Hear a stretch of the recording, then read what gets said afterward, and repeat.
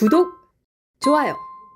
자, 1부 시작하겠습니다. 양일구 박사님 나오셨습니다. 어서 오십시오. 안녕하세요. 예.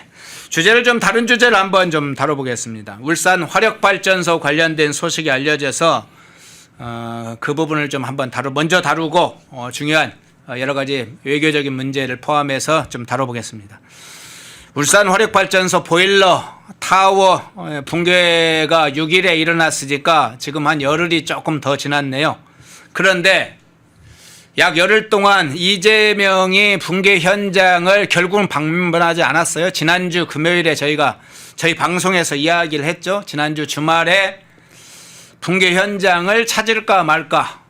지난주에도 찾지 않았고, 지지난주죠. 지지난주도 찾지 않았고, 지난주 주말에도 찾지 않았습니다. 엊그저께 두 번의 주말이 있었지만 다 찾지를 않았어요. 7명이 사망할 때까지 이재명은 멀뚱멀뚱 쳐다만 보고 있었습니다. 그런데 국무회의 때도 아무 말 안 하고 중대본 회행 때도 아무런 회의도 안 하고 주요 행사에서도 아무런 말이 없던, 그리고 근로자들이 사경을 헤맬 때 아무런 말이 없던 이재명, 사고 열흘 만에 이런 얘기했습니다.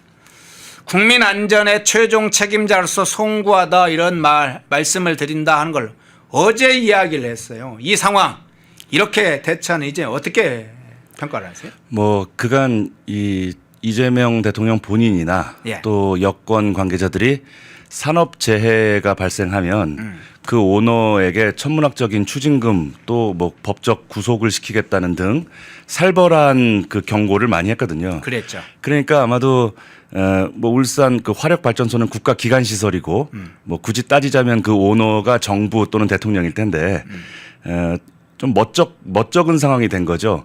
이 노동자들의 그 눈을 생각해서는 좀 현장도 찾아뵙고 또 유가족들도 만나는 게 도리겠습니다만, 또 그렇게 하면 본인이 지금까지 해왔던 말이 있기 때문에 원치 않는 자아 비판을 해야 되는 상황이거든요. 자기한테 화살이 또 돌아오는군요. 그러니까 아마 표면적으로는 사건 수습 내지는 이제 최종 희생자 명단이 나올 때까지 뭐 기다렸다가 추모의 메시지를 얘기했다 뭐 이렇게 변명은 가능하겠으되 그거를 페이스북에다 이렇게 몇 줄 써가지고 이야기한다는 게 좀 성의 문제일 수도 있고 또 그간 뭐 세월호라든지 또는 이태원이라든지 그러면 끔찍한 국가적인 그런 재앙에서 너무 온도차가 느껴진다. 그래서 일각에서는 이거 너무 국민의 죽음까지도 정파적으로 접근하는 것이 아니냐, 이런 볼멘 소리가 나오고 있습니다. 예, 정파적으로 다 한다. 대형 사고에 대해서도 참사에 대해서도 정파적으로 대하는 이재명의 모습을 본다. 자, 그런데 포스코 ENC 이야기, 민간업체 이야기 아까 해주셨습니다만, 산업재해가 초기에 발생할 때 이재명의 대처 방식은 강력하게 처벌해라, 형사처벌해라, 그리고 저 업체 아주 망할 정도로 조치를 해라, 뭐 그런 걸 공개적으로 국민들이 다 듣도록 발언을 했잖아요. 근데 그 후에 이 공공기관 사건이 연달아 터졌습니다. 철도 근로자 사건도 터지고 국정화재 사건도 터지고 이번에 이제 울산 화력발전소도 터지고, 엊그저께는 보니까 저기 인천 옹진군에도 화력발전소가 또 화재가 났더군요. 계속 이렇게 터지던데 그 사건에 대해서는 형사처벌 얘기를 안 하고 실제로도 어떤 조치를 안 해요. 본인이 오너이기 때문이겠죠. 예. 그렇게밖에는 뭐 설명이 안 되는데, 뭐 관련해서 이른바 그 기업을 옥죄는 여러 악법들이 이 여건에 의해서 만들어지고 있는데, 대표적으로 이제 중대재해처벌법이 아마 이와 관련된 것입니다. 그러니까 산업재해 현장에서 발생했을 경우에 강력한 제재를 하겠다는 것인데, 사실은 선진국으로 갈수록 강력한 처벌을 어떤 수단으로 쓰기보다는 인센티브 방식으로 유도하는 게 일반적이거든요. 이를테면 뭐 몇 년간 안전사고가 발생하지 않았거나 안전 예방을 위한 시설을 잘 만들었다든지 그런 기업들에게 뭐 대출 이자를 좀 깎아준다든지 세금을 좀 깎아준다든지 하는 이런 방식으로 가는 게 좀 선진국 방식에 부합하지 않는가. 그리고 예를 들면은 뭐 산업 현장에서 희생자를 완전히 제로로 만들 수 있다면 뭐 어느 나라가 그걸 하지 않겠습니까? 안 할 이유가 없잖아요. 근데 어쩔 수 없이 이 산업 현장에는 사고가 발생할 수밖에 없다는 그런 현실적인 인식을 전제로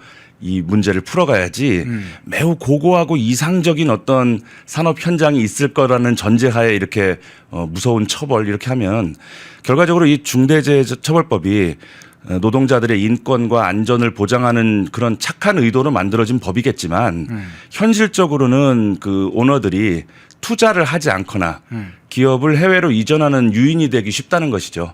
사실은 괜히 뭐 좋은 뜻으로 고용도 좀 만들고 해서 공장 하나 지으려다가 본의 아니게 인명 희생이 발생하면은 본인이 감옥에 갈 수 있단 말이에요.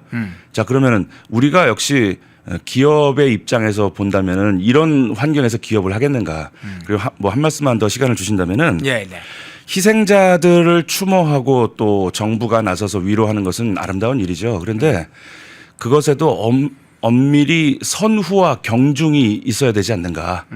예를 들면 얼마 전에 뭐 유가족들에게 좀 죄송한 말씀입니다만 이태원 희생자들을 위해서 전국에 사이렌이 울렸는데 그 사이렌의 의미에 충분히 동의하면서도 한편으로는 그 현충일에 울려야 될 사이렌이 이 격이 맞는 것인가. 그리고 뭐 이를테면 그간 우리가 세월호나 이태원하고 뭐 이렇게 저울에 올려놓는다 그러면 좀 불편한 표현이지만은 뭐 연평해전에 우리 희생된 우리 장병들 또는 천안함 이런 것에 견주어 볼 때 이게 과연 균형이 맞는가.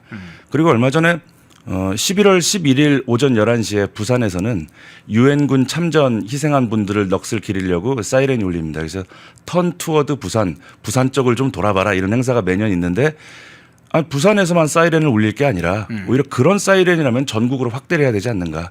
그래서 이 정부가 희생자들을 추모하는 그것마저 너무 정파적으로 접근한다는 이야기가 나오는 것이 이번에 무안공항 사고는 왜 말들이 없는가 이런 이야기 나오거든요. 그렇죠. 그에 관련해서도 의혹들도 많고 아직 해소되지 않은 부분도 좀 있죠. 네. 네. 국민의 희생을 안타까워하고 위로하는데 절대로 정파적인 게 있어서는 안 되겠다. 다시 한번 강조드립니다. 예.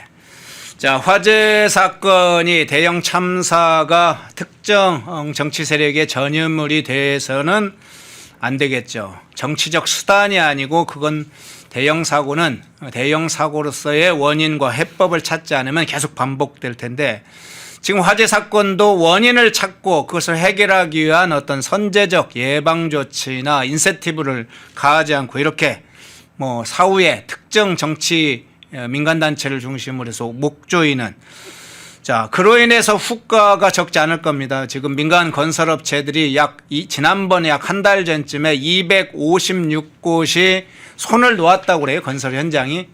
그러면 이제 당연히 건설 현장에 손을 놓게 되면 그로 인해서 부정적 파급 효과가 어마어마하게 확산되겠죠. 자 이재명은 도망가는 계속 도망갑니다. 특히나 공공기관의 대형 사고가 발생하면 이렇게 도망가는 모습을 공개적인 모습을 자꾸 안 드러내요. 참 특이하게. 글쎄 공개적인 모습을 드러내는 부분도 너무 정무적인 것 같아요. 예. 뭐 잠시 후 다음 화제에서 말씀드려야 될 일이겠습니다만은 사실 그 뭐 한미 팩트 시트라는 거 예. 엄밀히 말하면은 그 보도자료 정도에 지나지 않는 건데 뭐 그거는 막 대국민 기자회견 비슷한 행사에 얼굴을 비치고 정작 정부의 손길이 필요한 곳에는 좀 정무적으로 접근하는 게 아닌가. 그리고 제가 조사를 해보니까 이 중대재해처벌법이라는 게 여태까지 걸린 게 44건인데 네. 대기업은 2건밖에 없었다 그래요. 대부분이 중소기업이 이걸로 피해를 보고 있는 겁니다. 그런 측면도 좀 고려해 주셨으면 하는 간절한 바람입니다. 예. 자, 그 사건 먼저 울산 화력발전소 지금 저 화면에 떠 있는 아주 참사 그 장면을 먼저 한번 살펴봤습니다. 자, 한미 팩트시트 주말에 나왔던 상황 집중 분석을 좀 해보겠습니다.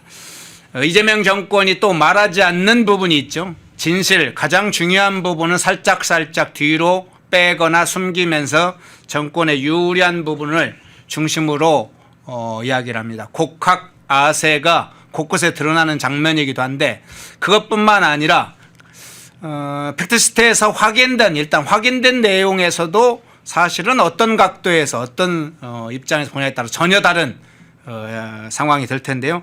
자, 그 부분도 한번 보겠습니다. 자, 관세 협상과 안보 분야 조인트 팩트 시트 그러니까 전체적으로 이제 종합 설명 자료라고 해야 되겠죠. 그게 양국의 발표가 14일에 있었는데 일단 총평을 먼저 좀 하고 난 다음에 좀 부문별로 좀 한번 다뤘으면 좋겠습니다. 총평을 하신다면 어떻게 총평하시겠어요? 오래전에 BC 한 3세기에 예. 투키디데스라는 역사학자가 쓴 펠로폰네소스 전쟁사라는 책이 있습니다. 그게 네. 저같이 국제 정치나 전쟁 공부하는 이들에게 교과서인데요. 거기 보면 이런 말이 나와요. 강대국은 원하는 것을 요구하고 약소국은 받아들여야 될 것을 받아들이면 되는 거다 이렇게 얘기합니다. 그게 아마도 이후 수천 년 역사의 금원처럼 돼 있는데요. 네. 이건 뭐 투자 규모로 보나 또 전체적인 협상의 의전이나 이런 걸로 보나 대한민국이 거의 일방적으로 양보한 결과라고밖에 볼 수 없는데 일방적 양보 선언이다. 예. 그리고 뭐 차차 말씀드리겠습니다만 이러한 정도의 양보를 하게 된 이유와 배경이 뭐냐는 여전히 미스테리거든요. 예. 아마 시간이 지나면은 관계자들 회고록이나 뭐 위키리크스 등을 통해서 나올 건데 그것을 우리가 이 궁금증을 풀기 위해서라도 우리 국민 여러분들이 건강 관리를 잘 하시면 좋겠다. 예. 너무나 많이 양보했다 이렇게 보입니다. 예, 양보, 일방적으로 양보했다. 자, 싸워야 될 문제니까 건강 관리 잘 하셔야 된다고 이야기를 하시는 것 같습니다. 자, 이 부분으로 바로 넘어가 보겠습니다. 안보 분야 가장 민감한 분야 중에 하나였던 이 안보 분야 중에 원자력 추진 잠수함 문제를 먼저 다뤄보겠습니다. 우라늄 농축용 문제도 있었고 사용 후 핵연료 재처리와 관련한 문제도 권한을 확보했다. 그리고 원자력 잠수함 건조를 미국이 지지했다. 이 부분이 이제 팩트시트에 담긴 것으로 알려 있는데 이 부분에 대한 일단 해석 여러 가지가 나오고 있는데 어떻게 해석을 하세요? 뭐 결론만 말씀드리면 알맹이는 없다 이렇게 말씀드려야 될 것 같습니다. 왜 그러냐면 우리가 원자력 추진 잠수함 그러면 대체로 세 가지 쟁점이 있는데 첫째는 그 원료를 어떻게 수급할 것이냐, 우라늄 농축을 고농축을 할 수 있게 허락을 받느냐, 네. 그 농축을 허락을 받는다면 또 우리가 자체적으로 할 거냐, 아니면 미국에서 농축한 것을 들여와서 쓸 거냐 이런 문제가 있습니다.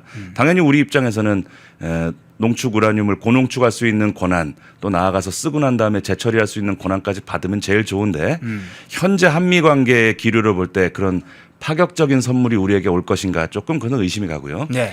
두 번째는 잠수함 건조를 어디서 해야 될 거냐의 문제인데 지금 미국이 원하는 대로 필리 조선소에서 할 경우에는 그 조선소 자체의 인프라까지 우리가 만들어줘야 되는 부담이 좀 생깁니다. 그러니까 우리나라에 이미 옥포 조선소 같은 좋은 시설이 있기 때문에 가능한 잘 협의해서 우리나라에서 만들면 좋겠습니다. 마지막으로는 최종적으로 완성된 잠수함의 소유, 운용 이거의 주체가 누구냐 이거가 중요한 부분이죠.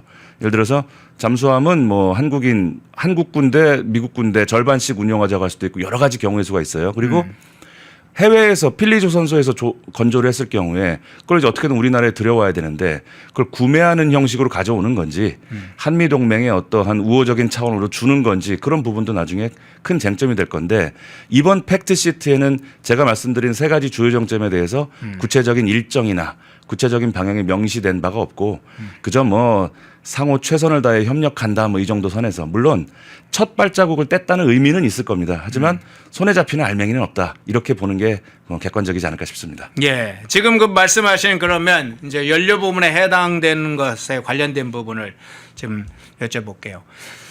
정부는 이번 이제 한미 당국이 협상한 것 중에 우라늄 농축이나 사용 후 핵연료 재처리 문제에 대해서 미국이 뭐 승인했다, 인정했다 이런 것을 굉장히 높게 지금 평가하고 있는 상황인데 사실은 그 큰 틀에서 승인했다 여기만 나와 있지 구체적으로 우라늄 농축에 관해서 세부적인 내용, 사용 해결료 재처리에 대한 세부적인 내용 이거에 대해서는 아무런 합의 사항이 지금 공개되지 않고 있는데 지금 알려진 바로는 미 에너지부 그리고 미 국무부, 미 전쟁부 이제 국방부에서 전쟁부로 바뀌었으니까 여기 내부적으로 미국의 주요 부처들이 구체적으로 들어가면 상당히 반대하는 기류도 적지 않고 신중한 입장이 상당히 있다고 그래요. 더군다나 미국 의회 승인 문제를 절차를 거쳐야 이런 것들이 완료가 되기 때문에 상당히 어렵다, 쉽지 않다 이런 이제 분석도 있는데 어떻게 보세요? 그 정확한 지적이시고요. 예. 지금 거기에서 한 가지 빠진 중요한 그러니까 추후에 우리의 그런 부분을 반대할 수 있는 중요한 요소 중에 하나가 핵 확산 금지 조약에 가입해 있는 다른 나라들이 반발할 수 있습니다. 예. 사실은 그 문제가 우리한테는 제일 민감할 수도 있죠. 그래서 결론만 말씀드리면 우리가 앞으로 고농축 우라늄을 원료로 하는 핵추진 원자력 잠수함을 자유롭게 운용할 수 있게 되기까지 지금 우리 선배님이 열거하신 그 기관들의 협조를 일일이 원바이원으로 다 구한다? 그건 10년, 20년이 걸려도 어려울 겁니다. 그럼 결론은 한미 간에 한미 동맹, 한미 우호 정신에 입각해서 원큐에 타결하는 정치적인 타결 외에는 방법이 없을 거다. 이게 아마 정답이 될 것 같고요. 그리고 우리가 앞으로 그 국방 안보에서도 GDP를 얼마는 3.5%를 국방비로 쓰기로 또 약속을 했고 또 미군 천문학적인 첨단 무기 또 35조 규모로 또 구입하기로 했고 그래서 저는 요 하나하나 나열된 이 사건들 자체의 의미보다는 그걸 실타래로 이렇게 꿰어보면 하나의 결론이 나지 않을까. 전시작전권 환수는 물 건너갔다. 그게 이번 팩트시트가 주는 중요한 시사점이라고 보는 겁니다. 왜? 전시작전권을 환수하려면은 우리 군을 현대화시킬 막대한 양의 돈이 필요하단 말이에요. 예. 근데 그거 대미 투자해야지. 대미 투자도 지금 정부 투자만 3,500불 수준인 거지. 네. 민간 기업들의 자체적인 투자 규모는 거기 안 나왔단 말이에요. 그렇죠. 그리고 또 연간 200억 달러씩 줘야 되는데 지금 벌써 기재부에서 우리가 연간 운용할 수 있는 달러는 65만 달러밖에 없다. 이렇게 이야기가 나오잖아요. 그래서 네. 결과적으로 우리가 핵잠수함이나 이런 것은 손에 잡히는 건 없고 우리가 결과적으로 전시작전권 환수는 상당 기간 유보하지 않을 수 없게 됐다. 이것이 아마 중요한 의미라면 의미일 겁니다. 네. 자, 연료 문제를 중심으로 먼저 그 상황 살펴봤는데요. 그러면 잠수함의 건조 관련된 원적 잠수함 건조 장소와 연관된 문제를 한번 좀 살펴보겠습니다. 자, 엊그저께 이제 중요한 그 인터뷰가 소개가 됐던데 그 소개 내용에 이런 내용이 있더군요. 이제 호주의 사례가 있던데 호주와 영국 일종의 이제 미국과 안보 동맹인 오커스 동맹, 이 오커스 동맹을 체결하고 호주의 원자력 잠수함을 제공하기로 미국이 2021년도 9월에 이 오커스 체결 이후에 약속을 했는데 실제 이것을 협정을 서명하기까지만 해도 3년이 걸렸고 이후에 의회 승인 절차를 걷는데도 매우 복잡한 단계를 거쳤다는 소식들이 알려졌는데 이 관련해서 이제 이 부분도 그렇지만 원자력 추진 잠수함의 건조 장소와 관련된 문제도 여러 가지로 지금 법적으로 걸려 있지 않습니까? 그 부분은 어떻게 보세요? 그러니까 여러 가지 경우의 수가 있을 수 있죠. 예. 완전히 필리조선소 또는 우리나라 국내 시설에서 완전히 100% 건조하는 경우의 수가 있을 수가 있고요. 예. 대한민국의 그 안보 상황이나 한미 관계 등을 고려해서 뭐 잠수함 본체 조립 정도는 대한민국 기술력이 뭐 세계 최고 수준이니까 뭐 전체적인 건조는 한국에게 맡기지만 원자로 부분은 우리가 따로 관여하겠다. 뭐 이렇게 좀 제한적으로 우리에게 또 건조권을 줄 수가 있고요. 또 뭐 지금 언론에서 지적은 안 했지만 다 완성된 다음에 시비를 걸 여지도 있어요.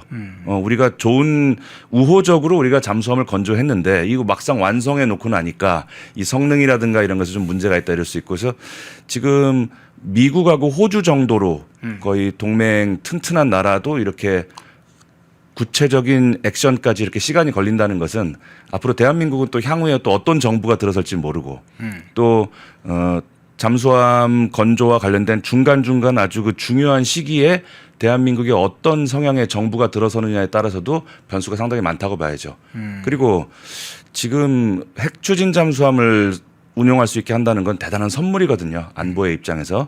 그럼 우리가 이제 지금까지 한미 관계를 볼 때 그만한 선물을 받을 만큼의 우리가 자세와 그 한미 관계 관리를 했느냐 이걸 우리 스스로에게 자문해 본다면 호주가 3년 걸렸다면 우리는 그 이상 걸린다고 보는 게 맞을 거고요. 결국 이 잠수함 문제도 트럼프 대통령이나 이재명 대통령 임기를 넘어서는 사안이 된 것으로 봐야 된다. 이 임기 내에 조급하게 뭔가를 가시적 성과를 만들려고 무리하다가는 결과적으로 다른 부분에서 더 양보만 하게 되는 꼴이 될 수 있으니까 우리 국민들이 첫 삽은 떴다. 이제 한 발짝 내디딘 그것에 대한 이재명 정부의 공은 인정해 주되 앞으로 세부적인 부분에 대해서는 더 날석에 감시해야 되고 또 너무 양보하거나 너무 현실적이지 않은 걸 요구할 때는 우리 국민들이 견제를 해줘야 되겠다. 그렇게 봐야 될 것 같습니다. 예. 자, 그럼 아까 이 얘기 중에 조금 다시 하나 좀 보충 설명을 좀 드릴게요. 지금 우리가 자체적으로 사실 원자력 잠수함을 추진을 하려면 뭐 선조, 건조 문제부터 해서 여러 가지 연료 확보, 여러 가지 문제가 발생했을 텐데 향후 뭐 이게 2, 3년 내에 될 수 있는 게 아니라 장기간 프로젝트일 텐데 고농축 우라늄 농축 문제가 사실은 가장 중요하게 제기된 그렇죠. 사안이잖아요.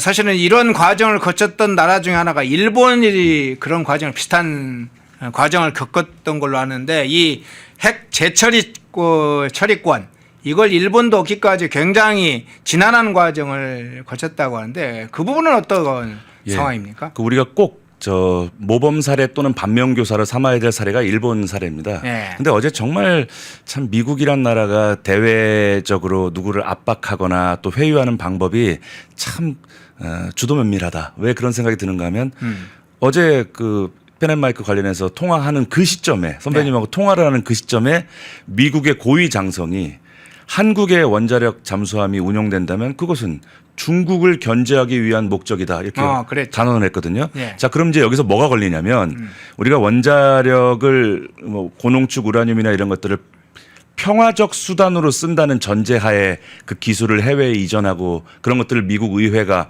평화적으로 이용한다 그러면 뭐 승인해 줄 수 있다 이렇게 해왔던 게 관례인데 이 우리 원자력 잠수함 자체가 대중국 견제용이라고 못을 박아버린 거죠. 그럼 어떤 의미에서 선의의 고농축 우라늄을 우리가 인도받는데 상당히 걸림돌이 될 것이다. 그것은 벌써 미군이 앞으로 우리 주한미군 한미동맹을 제대로 관리하고 똑바로 하라는 그 경고가 뒤에 숨어 있다고 봐야 될 겁니다. 예. 다시 일본 얘기로 좀 돌아와서 일본이야말로 정말 강대국을 상대로 어떻게 국익을 추구하는지에 대한 뭐 우리 입장에서는 좀 얄미운 면도 있지만은 정말 일본의 강대국 외교야말로 우리 같은 약소국들이 모범으로 삼아야 될 것이라고 저는 단언하는 겁니다.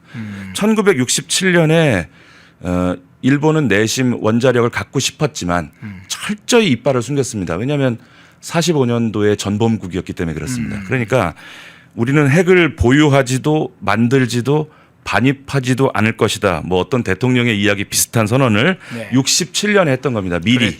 네. 그래서 미국과 전 세계 우방들에게 신뢰를 얻은 다음에 68년에 미일 원자력 협정을 따냅니다. 그래서 사용 후 핵연료를 재처리할 수 있게 승인을 받은 겁니다. 우리는 팩트 시트고요. 일본은 68년에 승인을 받았는데 68년에 승인 받고 바로 재처리가 간 게 아니고 결국 결론적으로 말하면 1986년 이후에나 그게 가능했다는 것입니다. 근데 이제 일본도 열심히 재처리하려고 했는데 그때 하필이면 74년에 인도가 먼저 핵실험을 해버리는 바람에 미국이 안 된다. 인도가 핵실험을 했다 그러면 다른 나라도 할 수 있다. 그러니까 미국 외에 다른 나라에게 원자력 협조 이거 다 전면 백지화하자 이런 기조가 돼서 한동안 난항이 있었습니다. 그러다가 77년에 또 카터 행정부가 들어서면서 일본이 자꾸 사용 후 핵연료 찌꺼기를 보관할 곳이 없으니까 재처리를 하겠다고 하는데 우리 미국령 섬에 대신 보관해 주겠다. 너희들 재처리 꿈도 꾸지 마라고 엄포를 놨습니다. 그래서 또 어려움이 있었는데 이때부터 일본은 재처리권을 따내기 위해서 그 무슨 정치, 경제, 문화 어떤 영역이든 다 숙이고 양보하는 전략으로 갔던 겁니다. 이른바 아부 외교라는 말이 이때부터 나온 거죠. 대표적으로 일본이 거의 굴욕에 가까울 정도로 미국에게 양보했던 물론 뒤에 다 숨은 카드가 있는 겁니다. 핵이라는. 한 세 가지만 말씀드리면 우리 너무나 잘 알고 있는 1985년에 프라자 합의를 조건 없이 수용했습니다. 그 덕분에 엔화 가치가 절반이 날아갔습니다. 그 일본에도 경제 공부한 사람 많을 텐데 이걸 우리가 수용하면 어떤 일이 있을 거라는 거 모르지 않았을 겁니다. 하지만 뒤에 핵 재처리라는 복심을 위해서 참은 것이죠. 그리고 86년에 미국 반도체 기업이 너무 치고 나가니까 미국에서 제동을 걸었는데 그게 그 유명한 미일 반도체 협정입니다. 그게 핵심 내용이 두 가지인데 반도체를 절대로 덤핑하지 않겠다. 그리고 두 번째는 일본 내 미국 반도체 시장을 최소 20% 이상 유지한다. 사실은 말도 안 되는 부당거래죠. 이거는. 그거 참았습니다. 뒤에 핵재처리권을 따내기 위해서. 그 외에 여러 가지 미국에게 양보 일변도로 나간 결과적으로 2006년에 롯카시오 재처리 시설이라는 걸 만들었는데 연간 800톤의 플루토늄을 재처리하고 있습니다. 근데 플루토늄을 만들어서 다시 이거를 핵발전 연료로 쓰고 있는 건데 바로 여기가 중요한 거죠. 플루토늄을 아주 천천히 핵발전을 시키면 원자력 발전소가 되지만 그것을 일시에 핵반응을 시키면 그게 우리가 말하는 핵탄두가 되는 거죠. 그래서 전문가들의 말에 의하면 미국만 승인한다 그러면 일본은 하룻밤 사이에 핵무장국이 될 수 있다. 이건 정설입니다. 그래서 그만한 정도의 안보의 주도권을 잡기 위해서 적어도 68년부터 일본은 철저히 미국에게 숙이고 미국에게 아부하는 전략을 취했던 것인데 유달리 민족적 자존심이나 이런 것들을 앞세우는 대한민국의 국민들이 이 사례를 좀 반면교사로 삼아야 되지 않겠는가. 미국에게 열받는다고 할 말 다 하고 열받는다고 화염병 던지고 돌 던지고 뒤에 가서 그것 가지고 또 자랑하고 그거 민주화했다고 또 자랑하고 자 이게 좋은 거냐 아니면 일본처럼 국익과 생존을 위해서 50년 정도 내다보고 이렇게 가는 게 옳은 것이냐. 정답은 정해져 있다고 생각합니다. 예. 사용 후 핵연료 재처리 이 문제를 권한을 받기 위해서 지난한 거기에는 플라자 합의의 이면에도 그게 있었다는 또 사실도 또 이야기를 해주셨네요. 사실은 이제 긴 시간 60년대 후반부터 70년, 80년 긴 기간 동안에 그 과정을 거쳐서 일본이 결국은 얻게 되는 핵 재처리에 관한 권한 그 부분을 좀 자세하게 설명을 해주셨습니다. 우선 안보 분야에서 원자력 추진 잠수함 문제를 중점적으로 좀 먼저 다뤄봤고요. 자, 경제 분야로 한번 넘어가 보겠습니다. 관세 협상 분야로 넘어갈 텐데, 자, 이 부분부터 한번 좀 따져봐야 될 것 같습니다.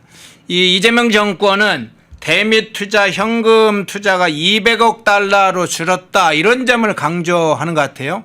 굉장히 많이 그 부분을 강조하고 있습니다. 실제로는 총 3,500억 달러이고 그 중에 직접 현금 투자가 2천억 달러이고 1,500달러는 지금 뭐 조선업 협력 분야에 쓴다는 건데 그것도 직접 투자와 보증이 섞여 있는데 상당한 부분 현금 투자가 추가될 가능성이 적지 않아 있습니다. 근데 이제 어쨌든 이재명 정권은 미국이 초기에 요구했던 3,500억 달러에서 2천억 달러로 43% 축소했다 이렇게 공개적으로 발표합니다. 누가 들으면 일본은 5,500억 달러고 한국은 2,000억 달러 정도 되는 것으로 이렇게 일종의 착시 효과 사실상 속임수 같은 걸 쓰는 일이 지금 벌어지고 있는데 이 부분은 여기다 이제 LNG 부분도 있잖아요. 1,000억 달러. 이 부분은 종합적으로 지금 이재명 정권이 하는 행태에 어떻게 사실관계를 보고 계세요? 그 일본이나 EU의 그 GDP나 외환 보유고 대비 투자 금액을 뭐 많이 이야기를 하는데 이건 정부가 부담해야 될 것을 슬그머니 기업으로 전가시키고 전체적인 투자금을 깎았다고 호도하는 거죠. 예. 예를 들면 지금 3,500억 달러 중에서 이제 2천억 달러는 아마 10년 이렇게 분할 납부하는 형식인데 현금입니다. 그다음에 1,500억 달러는 이제 조선협력이라고 돼 있는데 예. 아니 내가 묻고 싶은 것은 조선협력이라면 우리나라 노동자들 노동 인건비 같은 게 중심이 될 것 같은데 우리가 정말 수많은 사람들이 다치고 고생해가면서 배운 우리의 조선 기술 농축된 그거를 그냥 주는데 그거는 그 2천억 달러 현금하고 뭐 다른 거냐? 오히려 현금보다 더 값진 걸 우리가 더 주는 거 아니냐 이렇게 묻고 싶은 거고 아니 그렇게 노동자들 인권을 외치는 이 정부가 조선소의 그 막 속칭 그 몸으로 때우는 1,500불을 이렇게 별것 아니다. 우리의 협상 노력으로 그건 별것 아닌 것으로 현금 대신 예. 별것 아닌 것으로 줘도 됐다. 뭐 이렇게 얘기하는 거에 상당히 저는 조금 좀 자존심이 상하는 거죠. 우리나라 조선 인력은 세계 최고급이라는 거 다시 말씀드리고요. 네. 그다음에 제가 잘 살펴보니까 EU나 일본에는 1,500억 달러 해외 직접 투자 조항이 없는 것 같더라고요. 보니까. 그렇다면은 이거 합치면 3,500 더하기 1,500 그러면 거의 5, 6천억 달러를 약속한 건데 이게 뭐 민간에서 나가건 정부가 직접 집행하건 우리 입장에서 뭐가 다르냐는 거예요. 외화 나가는 건데 그러면 우리가 3,500억 달러로만 계산을 해봐도 외환보유고 대비 일본의 2배를 내는 거예요. 그러니까 이건 징벌적 투자다 이렇게 봐야 될 겁니다. 근데 이것을 국민들에게 솔직히 한미 관계가 다소 좀 난항이 있고 우리 정부에도 좀 미진한 부분이 있어갖고 다른 선진국 대비 우리가 좀 많이 내고 있다. 하지만 우리 정부가 열심히 노력해가지고 그 투자를 통해서 소기의 성과를 만들어서 반드시 국민 여러분께 보답하겠다. 이렇게 성명이 나와야지 우리의 노력으로 많이 깎았어요. 1,500불은 그 우리 몸으로 때우면 되는 거니까 우리가 협상을 잘한 거지. 그건 말이라고 하냐 이거예요. 그래서 이제 우리 국민들이 우리 펜앤마이크 시청자분을 포함해서 대부분 다 외신 봐요. 예. 아마도 팩트시트 나왔을 때 우리나라 언론 안 보고 바로 백악관 홈페이지 가서 보신 분들 많을 거예요. 이제 이런 방식으로 국민을 호도할 수는 없다. 다시 한번 말씀드리고 싶습니다. 예. 자, 대미 투자 자금 중에 이제 2천억 불, 그 중에 이제 매년 200억 불은 매년 10년간 분할로 납부하는 것은 확정이 돼 있는데 이 팩트시트에 담긴 내용에 이 내용이 담겨 있다는 게 확인이 됐습니다. 투자금을 납입하지 못할 경우에 미국이 관세를 다시 인상할 수 있다. 이렇게 이 방안이 지금 팩트시트에 담겨 있다고 지금 확인되고 있는데, 그러니까 기준은 이렇다고 합니다. 미국 투자처 선정 통지를 받은 날로부터 최소 45 영업일이 경과한 날 납입하게 돼 있는데, 이 납입을 안 하면 못하게 되면 미국은 두 가지 중에 하나를 한다고 그래요. 상당히 그 이자를 높게 받거나 또 하나는 관세를 다시 인상하는 뭐 이런 방안들을 지금 팩트에 담았다고 하는데, 그분은 어떻게 평가를 하세요? 그 문제가 정말 앞으로 민감한 사안이 될 거라고 봅니다. 네. 근데 제가 팩시트를 보면서 조금 의아했던 부분은 뭐냐면 연간 우리나라 외환 위기가 올 수 있으니까 연간 뭐 200억 달러 이상을 우리가 요구하진 않겠다는 안전장치 같은 단서가 있기는 한데 네. 그 200억 달러라는 게 순전히 정부가 투자하는 그 부분을 말하는 건지 아니면 정부 플러스 민간을 합친 것인지가 애매하단 말이에요. 그러면 기업이 개별적으로 투자하거나 정부가 또 약속한 투자를 하거나 우리의 외환 보유고나 우리 외환 사정이 향후 10년 동안 따박따박 투자금을 줄 수 없는 상황이 분명히 올 거란 말이에요. 한 번은. 자, 그러면 이제 이 우리가 분납은 10년 동안 해야 되는데 결국 이 조항은 향후 10년 안에 대한민국의 어떤 성향의 정부가 들어서도 극단적인 친중, 친북, 반미 그 행보를 사실상 못하게 된 거다. 예를 들어서 여러 가지 그러니까 말하자면 고무줄 같은 귀에 걸면 귀걸이 조항들이 무척 많아요. 예를 들면 너희들 정해진 날짜에 입금 못했네. 자, 그럼 그 당시 한미 관계가 우호적이라면 그거 뭐 몇 달 늦는 것 같은데 이번에 내가 잘 조용히 넘어가 줄 테니까 다음부터 늦지 마. 이렇게 넘어갈 수 있는 옵션도 있습니다. 네. 두 번째는 몇 월 며칠까지 돈 안 내면 관세 올라가. 아니야, 너희들 이런 식으로 돈 제때 입금 안 하는 거 보니까 투자 금액을 늘려야겠어. 뭐 강대국은 약소국을 상대로 얼마든지 협정 내용을 원점에서 다시 재검토할 수 있는 거죠. 그리고 그거 외에도 먼 훗날 왜 10년 지나갔고 우리가 투자한 게 소기의 성과를 거뒀다고 가정해 보는 겁니다. 자, 그러면 그 투자해서 낸 이익을 우리에게 배당하는 그 절차, 시기, 규모 그거 미국이 정한단 말이에요. 그 당시에 대한민국이 미국의 우호적인 정부가 들어선다면은 빨리 더 많이 돌려주는 것으로서 상을 줄 수 있죠. 그리고 마음에 안 드는 정부가 들어섰을 경우에는 우리가 배당금을 주긴 줘야 되는데 뭐 의회하고 좀 논의를 해봐야 돼. 그래서 조금 기다려. 이렇게 안 줘도 그만인 거죠. 그래서 큰 그림을 이야기 드리자면 이제 대한민국의 반미 정부는 없을 거다. 이번 팩트시트가 우리에게 주는 강력한 시사점이죠. 예를 들어서 천하의 이재명 정부도 지금 이렇게 매년 앞으로 뭐 임기 내내 이 엄청난 외환 보유고 걱정하지 않을 수가 없을 거고 정말 미국에서 안 돼. 관세 올려. 안 되겠어. 투자 금액을 더 올려야 되겠어. 그 한마디에 정권이 위태로워지거든요. 지금. 딱 족쇄에 걸려 있다는 의미인가요? 이제 대한민국의 어떤 정부가 들어서도 네. 친중 반미는 못할 거다. 그런 의미가 있다고 봅니다. 예. 자, 이번에 이제 팩트시트 안에는 이런 내용도 있죠. 비관세 장벽 완화 부분이 담겨 있잖아요.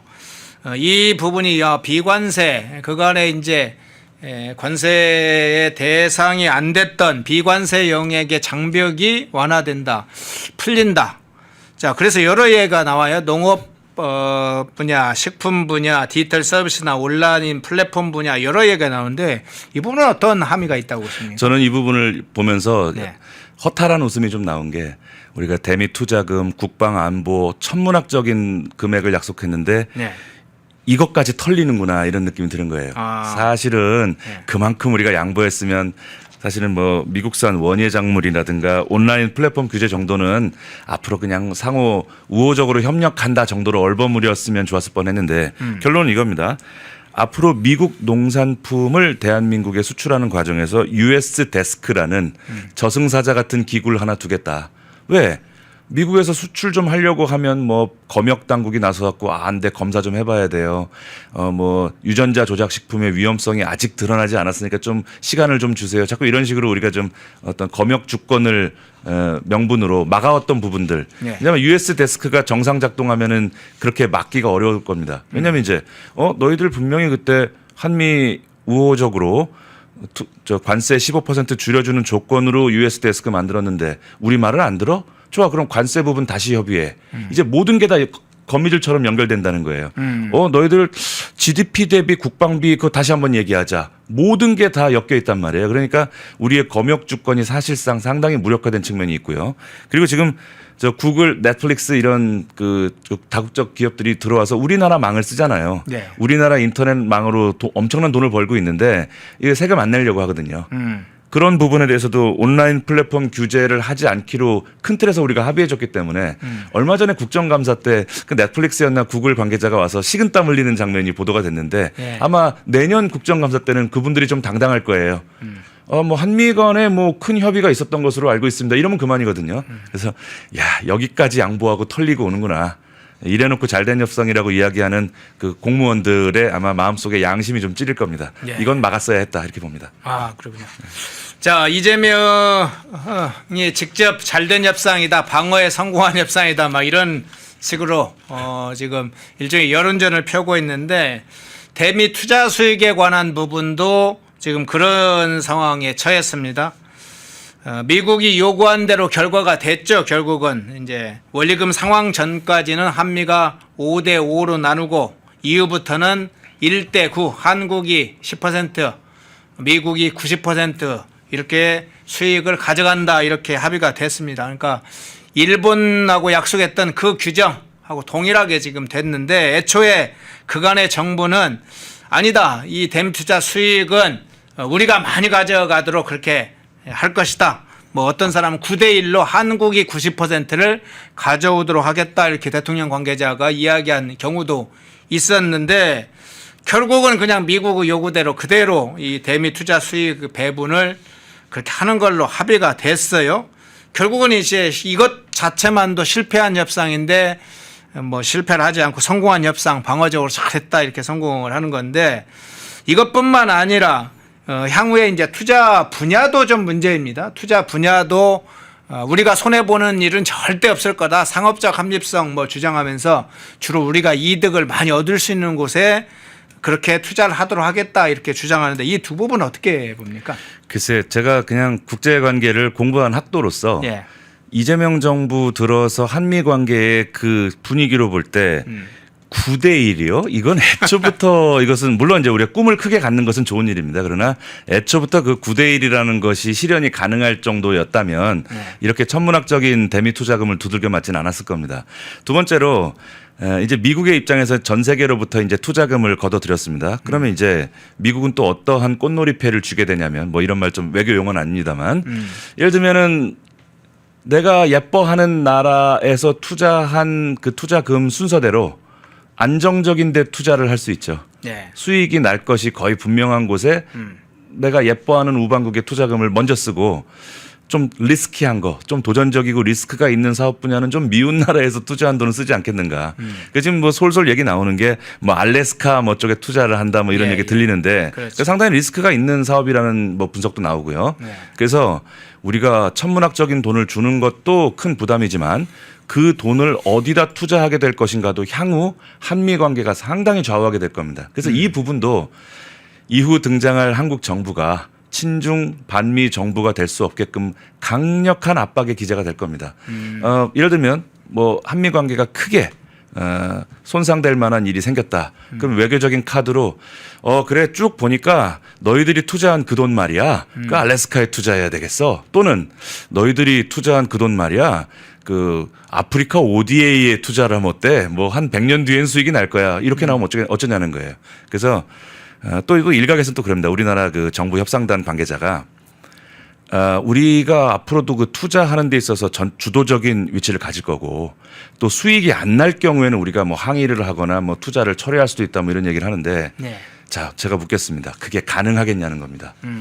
우리가 준 돈 투자하는 데 시비 걸고 왜 그 수익이 안 날 것 같은데 왜 거기다 투자하냐고 항의를 했다가 다 걸려 있는 거죠. 그래? 그러면 국방비를 좀 올리면서 다시 얘기할까? 철강 관세 아직도 50%지 한 60% 해볼까? 이제 모든 게 다 족쇄라는 거예요. 그래서 아마 우리가 정상적으로 대개는 돈을 댄 투자자가 갑이고 투자를 집행하는 쪽이 을이지만 아마 이번 경우는 우리가 을이 되지 싶은 그런 걱정이 앞서는 겁니다. 예. 자, 한미 팩트 시대를 둘러싸고 지금 원자력 잠수함에 담겨 있는 한미 또 관세 협상에서 조목조목 나타나고 있는 이재명 정권이 사실은 숨기고 싶은 이야기, 말하지 않는 그 부분을 좀 같이 포함해서 좀 다뤄봤습니다. 이제 마지막 이슈 한번 좀 짧게 좀 다뤄보겠습니다. 우크라이나가 시베리아 횡단철도 폭발했다, 이 소식이 지금 알려졌죠. 앞에서 오프닝 멘트에도 좀 말씀을 좀 드렸는데, 이 러시아 내륙에 아주 깊숙한 지역까지 지금 타격한 사례가 됐어요. 어떤 차원에서 국제정치학 차원에서 그렇고.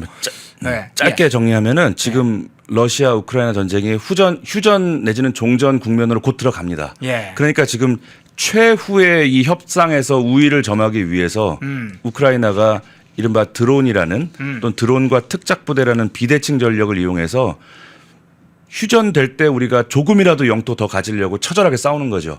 이건 마치 6.25 때 우리가 강원도 쪽이 휴전선이 올라갔잖아요. 네. 유엔에서 판문점에서 휴전 협상한다는 얘기 듣고 나서 군인들이 더 용감하게 싸운 겁니다. 지금부터 먹는 땅 우리 거다. 거의 그런 처절함이 좀 보이는 장면이고, 지금 북한이 아시다시피 공병이나 특수부대 중심으로 해서 지금 러시아에 많이 파병을 했는데 이런 식으로 지금 전선이 아닌 내륙까지 공격하는 일이 일상화가 되게 되면 북한군의 희생도 불가피할 것이다. 다만 이제 이 전쟁이 쉽게 끝나지 않는 이유는 러시아하고 우크라이나 모두 절대로 양보할 수 없는 사활적인 이익을 걸고 싸움을 하고 있기 때문에 그렇습니다. 러시아 입장에서는 우크라이나가 나토에 가입하면 미군이 옆 나라에 들어오는 것인데 그건 전쟁을 통해서도 막아야 되는 거죠. 그리고 우크라이나 입장에서는 우크라이나가 미국과 영국, 러시아를 믿고 90년대에 핵을 포기한 전력이 있어요. 네. 그래서 미국이 아무리 우리가 너희를 보호해 줄게라는 달콤한 말을 해도 확실한 안보를 보장할 장치를 주지 않으면 우크라이나도 물러나지 않을 겁니다. 그래서 트럼프가 지금 어떤 카드를 들고 올지가 지금 초미의 관심사인데 전반적인 그림은 지금 러시아가 우크라이나 영토의 20% 정도를 먹었으니 현 국경을 영원한 것으로 하고 휴전하자, 아마 이런 안건을 제시했는데 우크라이나가 받아들이지 않는 겁니다.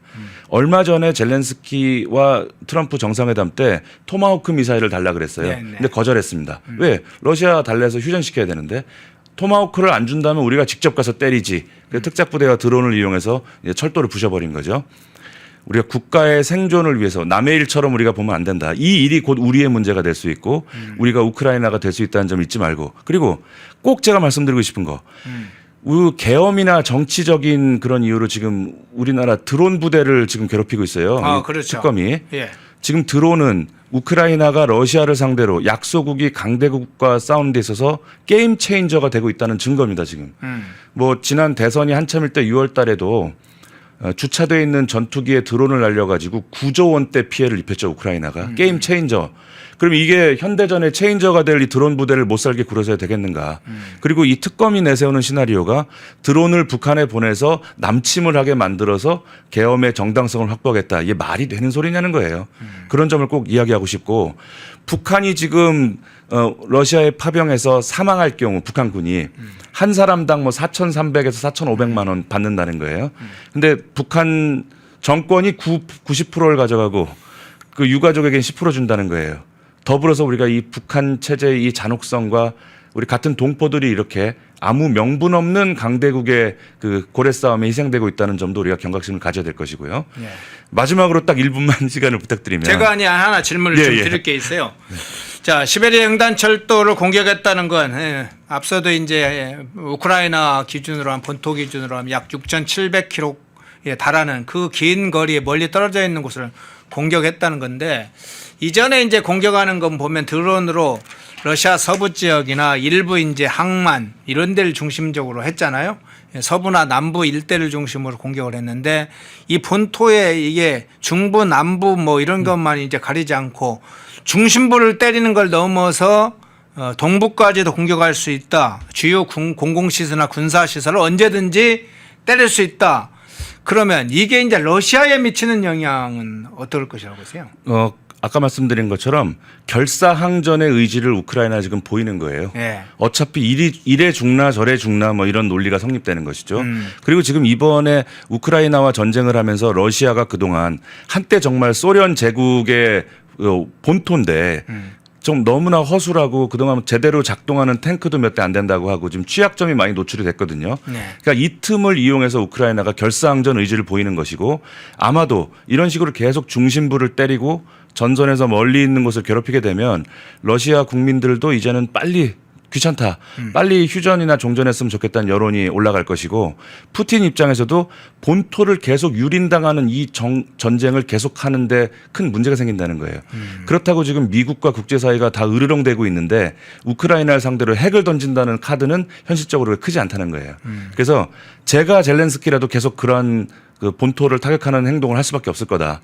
러시아를 자꾸 괴롭게 해서 빨리 종전 협상에 나오게끔 하는데 목적이 있다고 봅니다. 예, 마지막으로 아까 하고 싶었던 건 어떤 겁니까? 제가 문득 방송국에 오면서 예. 이런 생각이 들었습니다. 우리가 한미 관계의 분수령이 될 만한 중요한 협정이나 협약이 대체로 좌파 정부 때 이루어졌다는 우연인지 미국의 의도인지는 모르겠습니다만 한미 FTA도 뭐 사실상 도장 찍는 건 MB 정부가 했지만 네. 사실은 노무현 대통령의 결단이었습니다. 그리고 지소미아가 사실상 계속 연장되게끔 하는 것도 뭐 문재인 정부의 의지는 아니었으나 네. 문재인 정부 때 그렇게 만들었습니다. 이번 한미 팩트시트는 앞으로 최소 10여 년 이상 한미 관계를 안정적이고 예측 가능한 상태로 우리의 주권이 상당히 침해됐다는 논란이 있지만 최소 10년 이상 한미 관계를 예측 가능한 상태로 만드는 획기적인 분수령이 될 겁니다. 만약 이만한 정도의 팩트시트가 윤석열이나 그전에 박근혜 정부 때 나왔다면 좌익 진영은 총궐기를 했을 겁니다. 그런 점에서 우리가 이재명 정부 때 이러한 획기적이고 분수령에 가까운 한미 협상이 나왔다는 것이 앞으로 두고두고 대한민국의 국민 통합 국가 안정에 큰 도움이 될 거다. 그래서 매우 역설적으로 이재명 정부의 공이 있을 것이다. 이렇게 역설적인 말씀을 꼭 드리고 싶습니다. 예. 리버트님 후원 고맙습니다. 시청하시면서 혹시 놓쳤다면 좋아요 꼭 눌러주시기 바랍니다. 일부 뭐 이제 대장동 사건을 오픈해서 했는데 2부에 집중적으로 할 텐데 1부에는 주로 한미 팩트시트 문제 그리고 울산 화력발전소 그리고 자 북한 사실은 군도 긴장할 만한 우크라이나의 시베리아 철도 폭파 공격 사건을 중심으로 한번 국제정치학 상황도 한번 살펴봤습니다. 양일국 박사님이었습니다. 고맙습니다. 감사합니다. 예. 구독, 좋아요. 예. 1부 시작하겠습니다. 박상규 시사평론가님 나오셨습니다. 어서 오십시오. 안녕하세요. 예. 신동욱 의원의 전투력이 더 높아지네요. 이제 장관 당신 뭐 거기에 있을 자격이 있냐, 의원들 자격이 있냐 이런 데까지 이제 아주 직격을 하네요. 제가 신동욱 의원이 기자 초년병 때 바로 위에 고참입니다. 예. 예. 제가 신동욱 의원을 안 이래로 예. 목소리 톤이 한 3옥타브 정도 올라갔다. 그래요? 좋은 뜻이에요. 예. 그리고 굉장히 눈빛이 날이 딱 섰습니다. 정말 워리어라기보다는 경영학을 하고 환경대학원 석사를 하고 6개월 석사 장교를 갔다 와서 이제 아주 뭐 워싱턴 특파원도 갔다 오고 아주 그런 무난하고 그 유명한 그 방송 기자를 했는데 정말 이제 투사가 된 것 같아요. 예. 어떤 의미에서 보면 투사가 부족했던 야당의 정말 최고위원 중에 하나의 그 정말 천병이 된 것 같은 그런 느낌을 받습니다. 네. 네. 자, 본격적으로 주제 다뤄보겠습니다. 한동안 이 주가 상등, 코스피 뭐 4천, 5천으로 재미를 상당히 보고 지지율도 그걸 연동해서 유지를 했다고 하는 이재명 국정 지지율, 민주당 지지율, 그리고 여론 이게 급격하게 변하고 있습니다. 최근에 관세 협상으로 약간 재미를 좀 봤는데 이제 여러 부분에서 무너지고 있는 상황들이 여론조사를 통해서 구체적으로 확인되고 있습니다. 가장 가까이에서 지금 나온 여론조사를 중심으로 먼저 첫 번째 몇 가지 주제를 좀 다뤄보겠습니다. 자, 조앤 CNI가 아주 중요한 조사를 지금 했습니다. 15일에서 17일이니까 최근에 가장 근접한 최근 조사입니다. 자, 이 주제부터 먼저 한번 다뤄보겠습니다. 내년 지방선거의 투표 구도에 대해서 물어봤어요. 내년 지방선거 투표 구도. 그래서 질문을 이렇게 물었습니다. 두 가지로 물었어요. 내년 지방선거에서 국정 지원을, 즉 여당에 힘을 실어주는 그런 국정 지원을 할 거냐, 국정 지원을 위해 여당에 힘을 실어줘야 하냐. 이게 46.1이고요.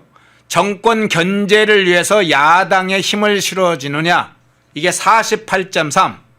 결과적으로는 정권 견제해야 된다, 야당에 힘을 실어줘야 한다가 오차 범위 내지만 2.2%포인트 앞서는 결과로 나왔습니다. 이제 내년 지방선거 구도에 관한 지금 시점에 이제 국민들의 여론 결과인데 어떤 차원에서 일단 분석하십니까? 일단 대선을 하고 나서 치러지는 지방선거는 절대적으로 집권 여당에게 유리하다. 윤석열 정부 때도 그랬죠. 예. 지금 오세훈 서울시장이 탄생하고 지방선거에서 상당 부분의 지역을 당시 국민의힘이 이길 수 있었던 배경은 집권 직후에 거의 얼마 안 돼서 치러지는, 그러니까 딱 1년 만에 치러지는 거잖아요. 네. 중간 평가라고 하기엔 좀 이르지만 어쨌든 정권에 대한 심판이 작동한다, 이렇게 볼 수 있는데 46대 48로 오히려 야당의 이 견제를 많이 이 국민들이 택했다는 것은 그만큼 이재명 정권의 1년에 대한 심판이 지금 매섭다. 역풍이 지금 거세다. 가장 근접적으로 조원 CNI의 분석에서 이 전문가들이 하는 얘기는 11호 부동산 대책의 역풍이 이제 본격화되고 있고 여기에 불을 딱 갖다 붙인 것이, 기름을 붓고 라이터 불을 탁 그어댄 것이 바로 검찰의 항소폭이다. 예. 이 부분 때문에 저 비율이 역전됐다는 것은 사실상 집권 여당으로서는 대단히 안 좋은 신호입니다. 이게 원래 55대 35라는 비율이 있어요. 예. 대선 1년 전에 정권 교체를 바라는 여론이 55가 되고 정권 유지를 바라는 여론이 35가 되면 이 라인을 서로 넘어서면 위험하다는 거예요.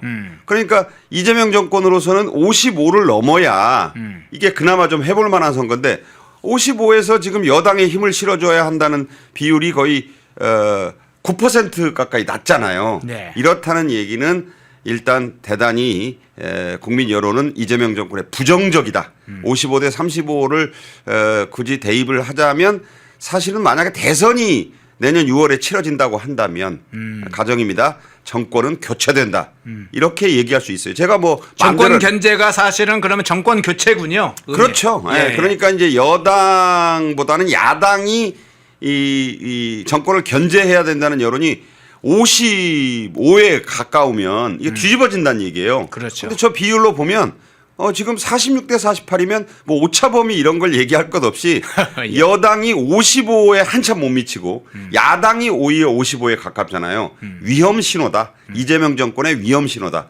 그것의 가장 근접적인 원인은 말씀드린 대로 검찰의 대장동 항소 포기다. 예. 그 이후에 지금 그 인사가 딱 났는데 전남 목포 출신인데다가 그 검찰에 특히 대검의 부장들 가운데서 유일하게 이재명 정권과 그 우호적인 목소리를 낸 박철우 반 부패 부장이 서울중앙지검장이 됐잖아요. 네. 이 인사는 그냥 뭐 다른 말이 필요 없습니다. 이게 누굽니까?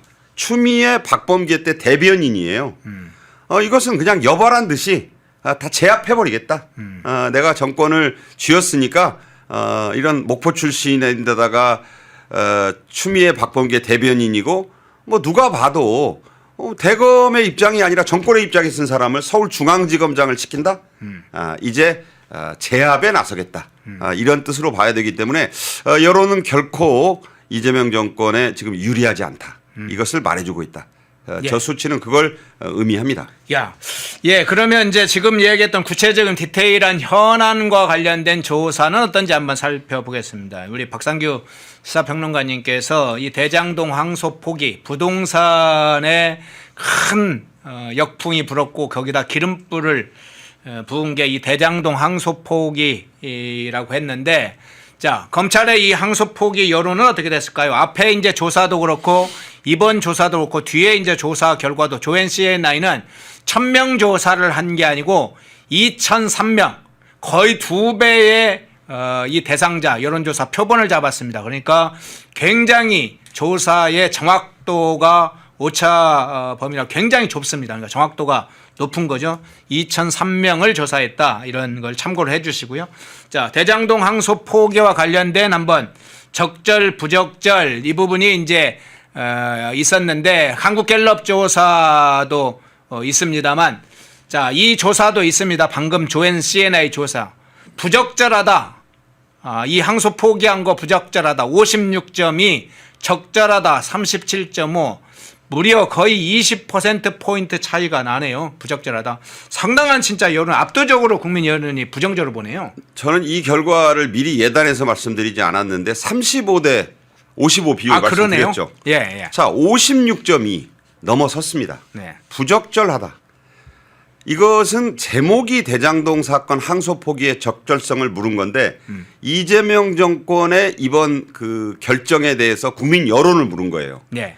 따라서 제가 말씀드린 55대 35의 비율을 이미 부정적인 여론이 넘고 있다. 이거 대선 1년 전에 이런 조사 결과 나오면 정권이 바뀐다니까요. 이건 제가 한 얘기가 아니라 여론조사 전문가들이 이미 수많은 이론을 통해서 입증해 놓은 숫자다. 37대 56이라는 건요. 네. 이건 보기에 따라서는 사실은 집권을 하고 있는 당으로서는 지금 엄청나게 떨어야 되는 숫자예요. 저것을 가볍게 평가하면 안 된다. 그리고 지금 아까 신동욱 국민의힘 최고위원도 얘기했지만 7,400억 원이 지금 실종되게 생겼다. 근데 실종이 아니잖아요. 김만배가 5천억 원, 김만배 일가가 5천억 원에 넘는 돈을 한 몇 년 살고 지금 가져갈 수 있게 돼 있고 남욱이는 1,100억, 1,011억 원을 안 내도 되게 해요. 그 돈은 그냥 뭐 한마디로 얘기하면 꿀꺽한 거고 그 중에 300억 원을 그때 대장동 사태 한창일 때 돈 막 들어올 때 네네. 그때 사놓은 강남 땅 지금 주차장이라고 하잖아요. 금싸라기. 유료 주차장이요. 예. 네네. 예. 아이 그거 주차장으로 하기에 너무 아까워. 지금 내놓으면 500억 원이야. 200억 원 4년 7개월 만에 챙기는데 빨리 좀 풀어달라고 지금 되레 적반하장으로 나오고 있잖아요. 국민들은 이것에 항소 포기를 한 것에 가장 민감하게 반응하는 것이 뭐 정권적 차원이나 이념적 차원이 아니에요. 대장동의 개발에 직접 돈을 갖다 놓은 성남 시민 그 분양자와 가족들이 얼마나 북을 끓겠습니까? 그런데 이걸 되돌려받을 길이 없다? 뭐 한 몇 년 살고 만다? 자, 이런 부분에서 이 거대한 비리잖아요, 하나의. 그렇죠. 금권 스캔들입니다, 이거는. 그런 부분에 대해서 일반 국민들도 아니, 민주공화국에서 이렇게 재판을 끝까지 다퉈야 되는 것이 그 관리인데 예. 재판을 안 하겠다고 검찰이 스스로 그것도 검사들은 만장일치로 하겠다는 재판을 못 하겠다고 함으로써 저 돈이 범죄자들의 손에 그냥 떨어졌다 수중에. 아니 이거는 분노잖아요. 부정의 반정의 아닙니까? 예. 거기에 대한 분노가 지금 그대로 드러나고 있는 것이기 때문에 저 제목만으로 저 여론조사를 평가하면 안 된다. 대장동 사건 항소 포기의 적절성이 아니라 이재명 정권이 잘못하고 있느냐 잘하고 있느냐에 대한 여론으로 봐야 된다. 이렇게 봅니다. 예. 대장동 사건 항소 포기가 국민에게 얼마나 상당하게 비판적이고 부정적인지를 여러 이제 언론 조사에서 나오고 있습니다. 한국갤럽 조사에서도 굉장히 격차가 큰 격차로 부적절하다 이런 이야기가 나왔었죠.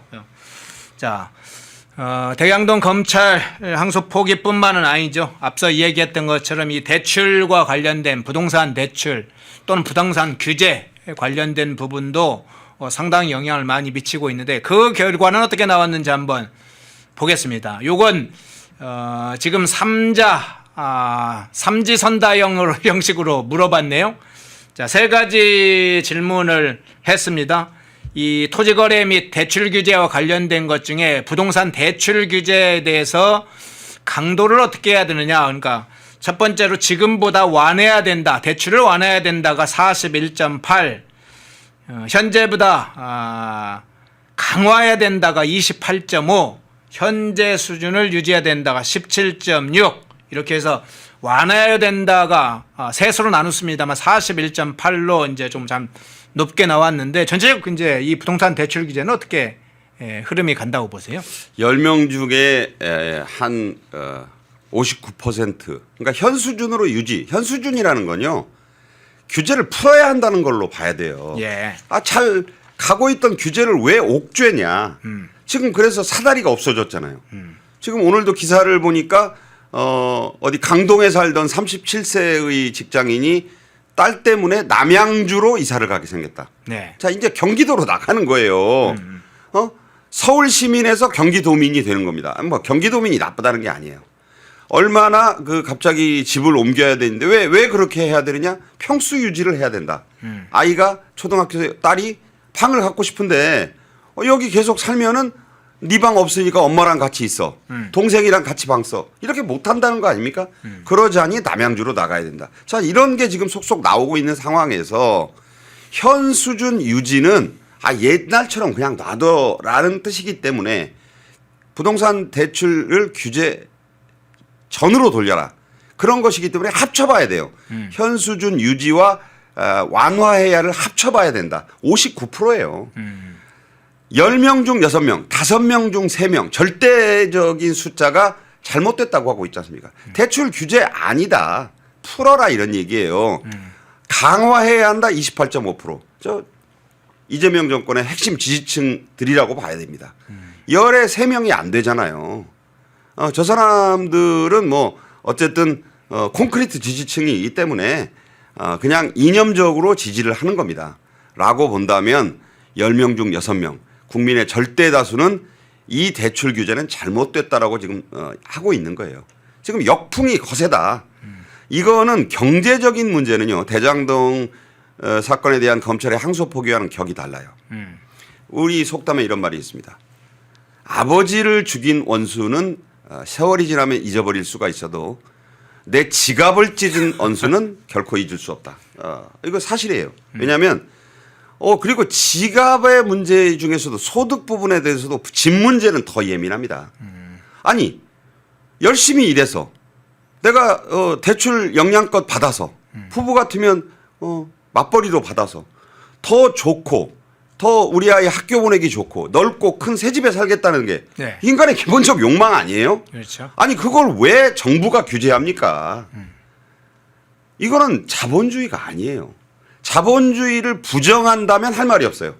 그럼 사회주의인데 뭐 사회주의 나가 공산주의 사회를 원하는 겁니까? 그게 아니잖아요. 국민들의 기본적인 어떤 행복 추구권을 막는 것이다. 이런 점에서 볼 때 이 부동산 대출 규제 강도에 대한 이 여론조사의 60% 가까운 반대 의견은요. 이 정권의 시한 폭탄이 이미 되고 점점 째깍째깍 폭발을 향해 달려가고 있다. 이게 언제 터질지는 저도 궁금합니다. 예. 자, 이번에는 이제 조금 현안과 함께 좀 전체적으로 정치권에 대한 평가를 한번 같이 살펴보도록 하죠. 정당 지지도를 한번 결과가 어떻게 나왔는지 살펴보겠습니다. 전체적으로는 민주당 지지율은 계속 크게 하락하는 추세이고 국민의힘은 상승세를 타는 국면이긴 한데 지금 조사 결과로는 민주당 42.2, 국민의힘 39.6, 약 2.6 퍼센트 포인트가 민주당이 약간은 높게 나왔어요. 근데 오차범위 내이긴 하지만 2.6 퍼센트 포인트. 자, 지금 흐름도 중요할 텐데 정당 지지도 추세 이 상황 어떻게 보세요? 지금 뭐 우하단에 나와 있지만 오차범위가 플러스 마이너스 2.2%, 네. 4.4% 이내에는 통계적으로 의미가 없어요. 네. 따라서 42.2 대 39.6은 말씀하신 대로 차이가 2.6% 포인트, 4.4% 오차범위 한참 안쪽입니다. 네. 의미가 없어요. 달라붙어 있다 이렇게 봐야 돼요. 그럼 갤럽이 무슨 거의 더블 스코어로 얘기하는 건 도대체 어떻게 된 조사냐? 네. 그럼 갤럽에 물어봐야죠.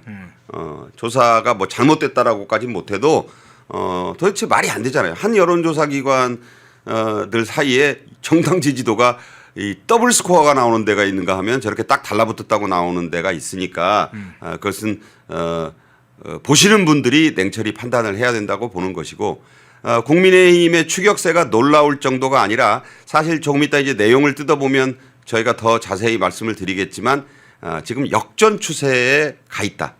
골든 크로스가 지금 유력하다고 저는 그렇게 봅니다. 개인적으로. 왜 그러냐면 민주당의 지지율은 계속 정체예요. 42.2%가. 그런데 국민의힘 지지율이 최근 뭐 낮게 나오는 데가 일부 있었습니다만은 지금 현재 검찰의 대장동 항소 포기 11호 부동산 대책의 역풍이 맞물리면서 회오리 바람처럼 지금 일어나고 있다. 지금 뭐 어제 1818 기름값 얘기 나왔었죠? 네. 욕 같다 그랬잖아요. 그러면서 기름값 오르지, 식탁 물가 오르지, 지금 연말 앞두고 안 오른 게 없어요. 외식 물가, 점심 물가, 뭐 런치플레이션, 에그플레이션 화나잖아요. 밥 먹다가 화나잖아요. 지금 무슨 밥상에 올랐던 반찬에 여보 이거 왜 없어? 올라서 뺐어. 비참한 거예요 이게. 서민들이 뭐를 그 기쁨을 찾는 게 아침밥상, 저녁밥상인데 자꾸 가짓수가 줄어. 쇠고기가 가끔 올라오던 게 빠지고 돼지고기가 올라오더니 돼지고기도 안 올라와. 이게 현실이에요. 집권 여당은 딴 거 하지 말고 이런데 뭐 먹고 사는데 신경 쓰겠다는 먹사니즘 한다면서요. 먹사니즘 한다면서 왜 이 모양입니까? 국민 여론은 떠날 수밖에 없다. 지금 날씨 추워지고 있어요. 이제 난방비가 걱정인데 네. 지금 서민들의 난방이 주로 연탄 아니면 뭐 또 어려우신 분들 지금 우리나라 28.1%가 석탄이에요. 네. 그런데 뭐 좀 김성환은 브라질에 가가지고 탈석탄 동맹에 가입하겠다고 하고 예. 지금 이런 상황에서 난방유값, 등유, 경유 막 오르잖아요. 네. 전기요금 안 올린다 그러는데 지금 이런 추세로 탈원전하고 국내에서 자꾸 친환경, 태양광, 풍력으로 간다는데 그런 거 가지고 난방할 수 있습니까? 제가 볼 때는 여론이 오를 일이 없다. 이재명 정권이 명심해야 될 것이다. 저 지지율은요 조금 있으면 바뀐다고 저는 생각합니다. 예. 자, 이 조앤스앤아이가 이 정기적으로 정당 지지율 조사를 합니다. 2주 전 조사가 있습니다. 2주 전 조사에서는 어떻게 나왔을까요? 민주당 46, 국민의힘 36.7, 당시만 하더라도 10%포인트 민주당이 앞서고 있었어요. 지금 2주 전과 지금 상황이 완전히 바뀌었다는 것을 의미합니다. 지금. 그러니까 흐름이 추세가 완전히 바뀌었다. 권역별로 보면 서울에서 민주가 39.1, 국민의힘이 39.4, 초박빙 상황이죠. 인천, 경기도 민주당이 41.4, 국민의힘이 42. 지금 수도권 권역별로는 수도권이 제일 중요하니까 수도권의 초박빙 상황입니다. 절대적 우세는 없지만 상당히 야당의 이 국민세 힘세가 지금 전세를 역전시키는 상황이다. 그걸 지난주 비교를 해봐도 그 추세가 보인다. 이제 그런 점을 좀 강조해 주셨네요. 자, 조금 이제 국정 지지율로 한번 잠깐 넘어가 보겠습니다. 이재명의 국정 지지율은 어떻게 나왔을까요? 일부에서는 50% 후반대, 60% 초반대까지 나왔는데, 자, 실제로 지난 대비와 또 어떻게 됐을지 결과 한번 볼까요? 국정 운영에 대한 평가, 긍정이 51.5, 부정이 잘못한다가 44.5인데, 자, 이 부분은 이야기를 좀 하고 가겠습니다. 2주 전 조사, 앞서 이제 정당 지지도 2주 전 조사도 이야기를 드렸는데, 2주 전 조사 때 대비해 보면 이재명 국정 지지율 긍정 평가는 4.4%포인트 하락을 했습니다. 떨어졌어요. 부정은 4.1% 오히려 상승했습니다. 긍정은 4% 이상 떨어지고 부정은 4% 이상, 4%포인트 이상 올라가는 이 상당히 또 이 추세가 지금 말해주고 있는 것 같은데, 뭐 관세 협상도 있었고 지금 새로운 이슈도 부각됐고 여러 이슈들이 혼재하고 있는데 지금 국정 지지율은 어떻게 평가를 하세요? 뭐 국정 지지율은 50대 초반이라고 계속 그러고 있고 지금 51.5는 기분이 별로 안 좋겠죠. 지금 UAE에 방문을 하고 있고 4개국 순방을 이재명이 하고 있으면서 예. 계속해서 한미 조인트 팩트 시트는 참 잘 됐다. 예. 계속 그러고는 있는데 아니 왜 그 관세를 이 25에서 15%로 내린다는 미국 관보 얘기가 안 나오는지 지금 중요한 건 미국 관보에 올라가야 돼요. 관보 얘기가 없어요.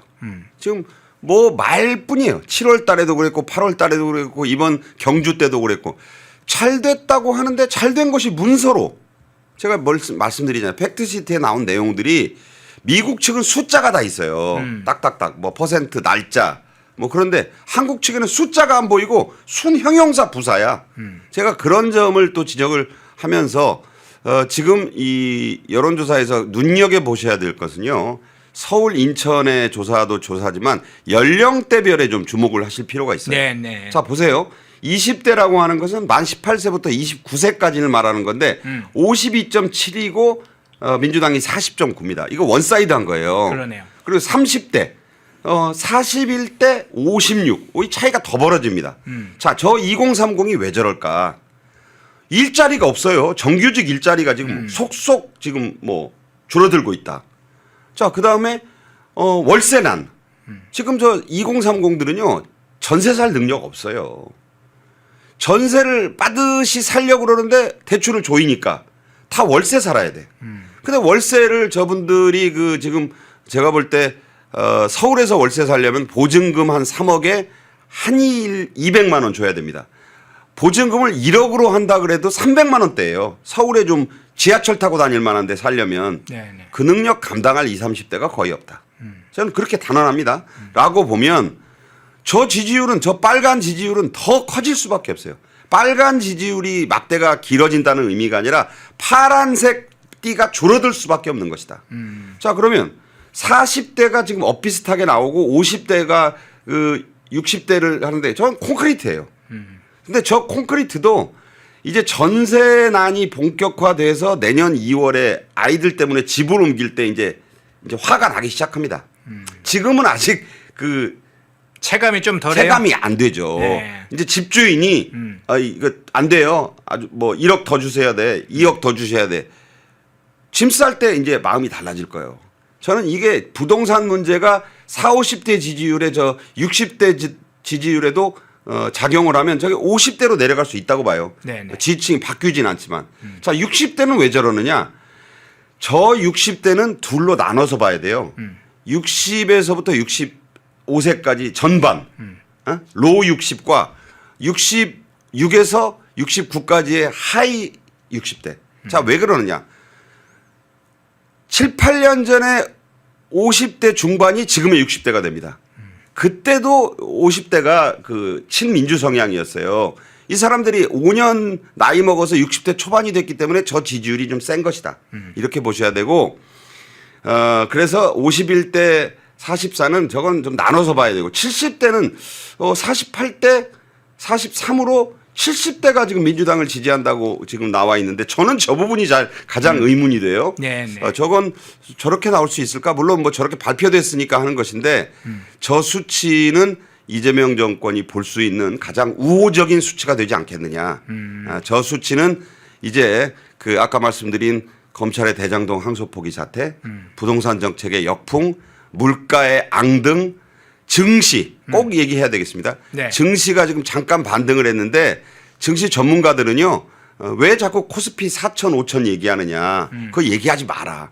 박수현이 언제부터인가 숨고르기란 말도 안 하기 시작했어요. 아, 그렇군요. 숨을 숨을 멈추고 있어요. 제가 볼 때는 증시도 결코 이재명 정권에 유리하지 않다라고 보면 저 51대 44라는 이재명 정권의 지지율은 제가 보기엔 제 견해로는 조만간 역전이 될 수밖에 없는 추세다. 이렇게 봅니다. 예. 자, 조원 씨의 나이에 여러 조사 결과를 좀 집중적으로 5개 항목을 중심으로 짧게 좀 집중적으로 분석을 해봤습니다. 큰 흐름과 추세, 지금 그것이 담고 있는 정치적 의미, 여론의 향방, 결국은 이제 선거도 여론의 향방을 상당히 받기 때문에 아직 선거가 내년 지방선거 7개월 남아 있어서 지금 여론조사가 바로 지방선거 결과로 이어지는 건 아닙니다. 그래서 뭐 한두 달 사이에도 엄청나게 바뀌니까요. 그렇지만 큰 흐름이 그렇게 굳어져 가는 것이기 때문에 그 흐름을 함께 봐주시면 좋겠습니다. 주제를 바꿔보겠습니다. 참 이 주제는 굉장히 불쾌한 주제이지만 이건 냉정하게 찍어서 다룰 수밖에 없는 주제이니까 양해를 부탁드리면서 이 주제를 다뤄보겠습니다. 서울중앙지검장에 누가 됐냐 이 문제입니다. 앞서 박상규 평론가께서 시작 시점에 조금 설명을 해주셨는데 박철우라는 인간이 됐다. 박철우 대검찰청 반부패부장을 마지막 직함을 했던 이 박철우 아까 좀 소개를 좀 해주셨는데 국민의힘이 물론 야당이 거세게 이제 반발하고 있는데 이 박철우 지검장 임명 어떤 차원에서 정체적으로 판단하세요? 자, 일단 한 두 줄만 지적해 볼게요. 두 줄이요? 예. 전남 목포생이잖아요. 네네. 아, 우리 편이다.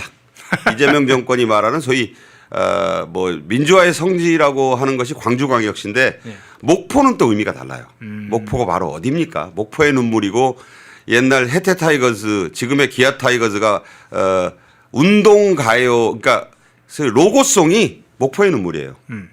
저도 뭐 호남 출신이라 프로야구 좋아하는데 광주구장 가면은 목포의 눈물이 메아리를 쳤어요. 자, 목포 출신이라는 점. 그리고 서울대 외교학과를 나와서 사법고시에 합격한 약간 비주류입니다. 그 두 가지 점을 먼저 말씀드리고 자, 서울중앙지검 범죄수익 환수부장 초대. 네네. 저게 코미디 경력입니다. 네네. 왜냐하면 범죄수익 환수부의 초대 부장이에요. 그러네요. 뭐 하던 사람입니까? 범죄 수익 환수하라고 만들어진 조직의 일대 부장이라고요. 아, 그것도 참 아이러니하네요. 박철우가 저 자리에 올라앉으면서 한 인터뷰를 한번 찾아보세요. 기가 막혀요. 네. 영광스러운 자리라는 거 아니에요. 범죄 수익을 환수하기 위해 내가 만들어진 조직의 첫 번째 부장이 됐다. 정말 사람이 그렇게 변할 수 있습니까? 그런데 지금 범죄 수익 환수부장 출신이 저 자리에 갔으니 잘 됐다고 하겠지만 이게 무슨 얘기입니까? 저 사람이 뭐라 그랬어요? 대검 반부패부장으로 있을 때 노만석 검찰총장 권한대행에게 위의 뜻이에요? 재검토하세요? 범죄 수익을 환수하는 단군 일의 최대의 사건이 뭐예요 지금? 7,800억에서 뭐 7,400억은 최소한 된다는 대장동 일당의 범죄 수익을 환수해야 되잖아요 지금. 네. 그거 못하게 막은 사람이 그렇게 하고 나서 저 자리에 갔다?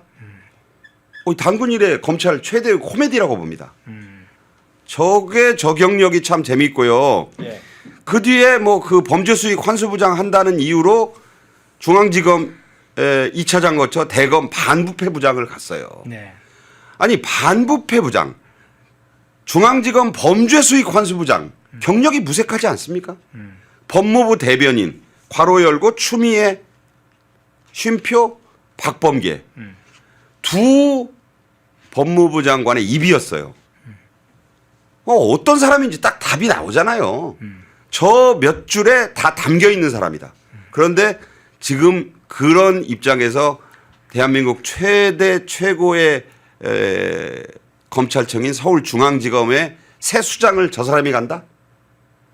이건 그냥 항명검사들 다 때려잡으란 뜻이에요. 그러니까 반부패라고 하는 것에 또 범죄 수익 환수를 잘 아니까 네가 잘 가서 막아. 이렇게밖에 볼 수 없는 거니까 이것은 현재 검찰 조직의 소위 그 민주당과 이재명 정권이 말하는 이른바 항명 쿠데타라면서요. 그러니까 한 줌도 안 되는 친윤 검사들의 항명 쿠데타를 진압하기 위한 진압군 사령관으로 보낸 겁니다. 자, 그렇다면 아니 도대체 여러 번 말씀드리지만 이재명 정권에서 싹 갈아치운 이 검찰에 예. 무슨 친윤 검사가 남아있다는 말입니까?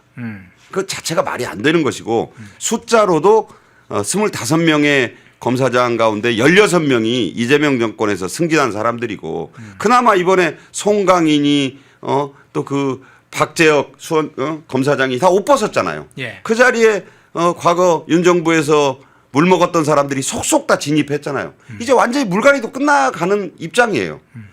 자, 이럴 때에 온 저 박철우란 중앙지검장이 무슨 일을 할지 인사가 만사라는데 앞으로 갈 길을 뚜렷이 보여주고 있다. 이렇게 보여집니다. 예. 여권발 이야기 용어라면 항명 쿠데타다. 그 항명 쿠데타를 진압하기 위해서 왔다. 그런데 범죄 수익 환수부장도 했던 사람이고 추미애 때 여러 뭐 실제 법무부에서 활동을 했던 키맨이다.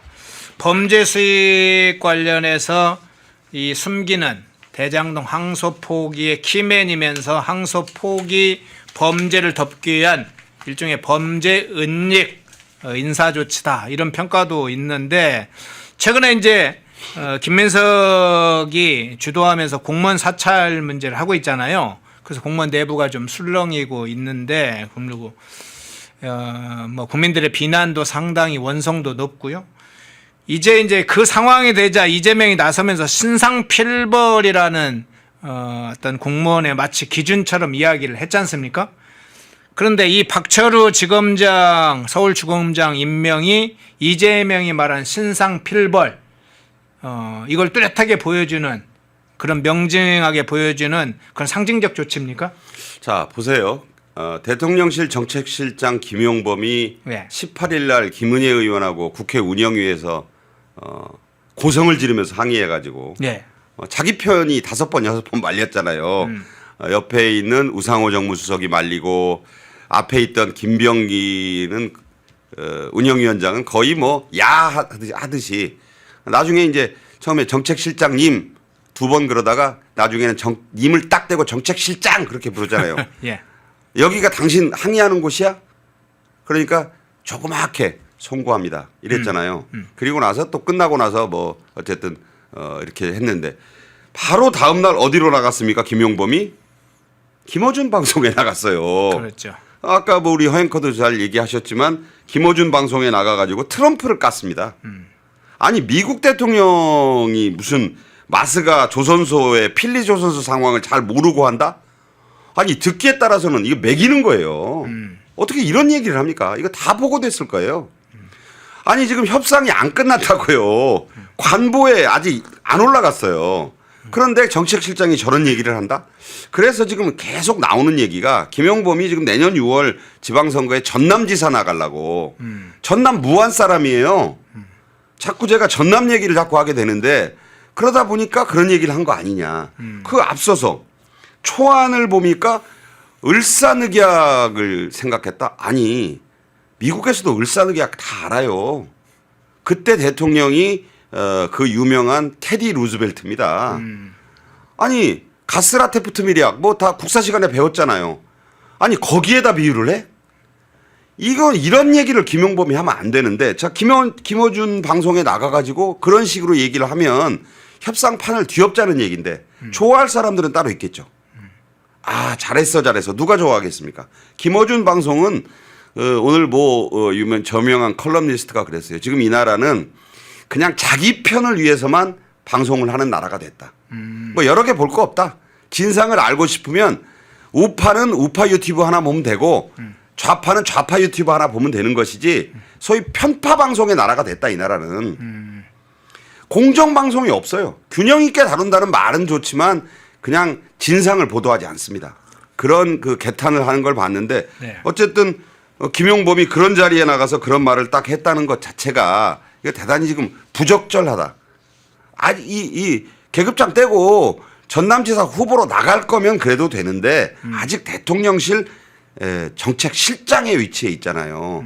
그런 것은 지금 대단히 저는 지금 적절치 않다고 보고 있고 지금 이 판국의 그 팩트시트의 강제 노역에 대한 부분이 들어가 있거든요. 조금 이따 또 말씀을 하겠지만 하필 이때 전남 신안에서 오늘 이렇게 전남을 많이 얘기하는지 모르겠어요. 조금 이따 얘기하시죠. 예. 아무튼 그런 식으로 됐기 때문에 네.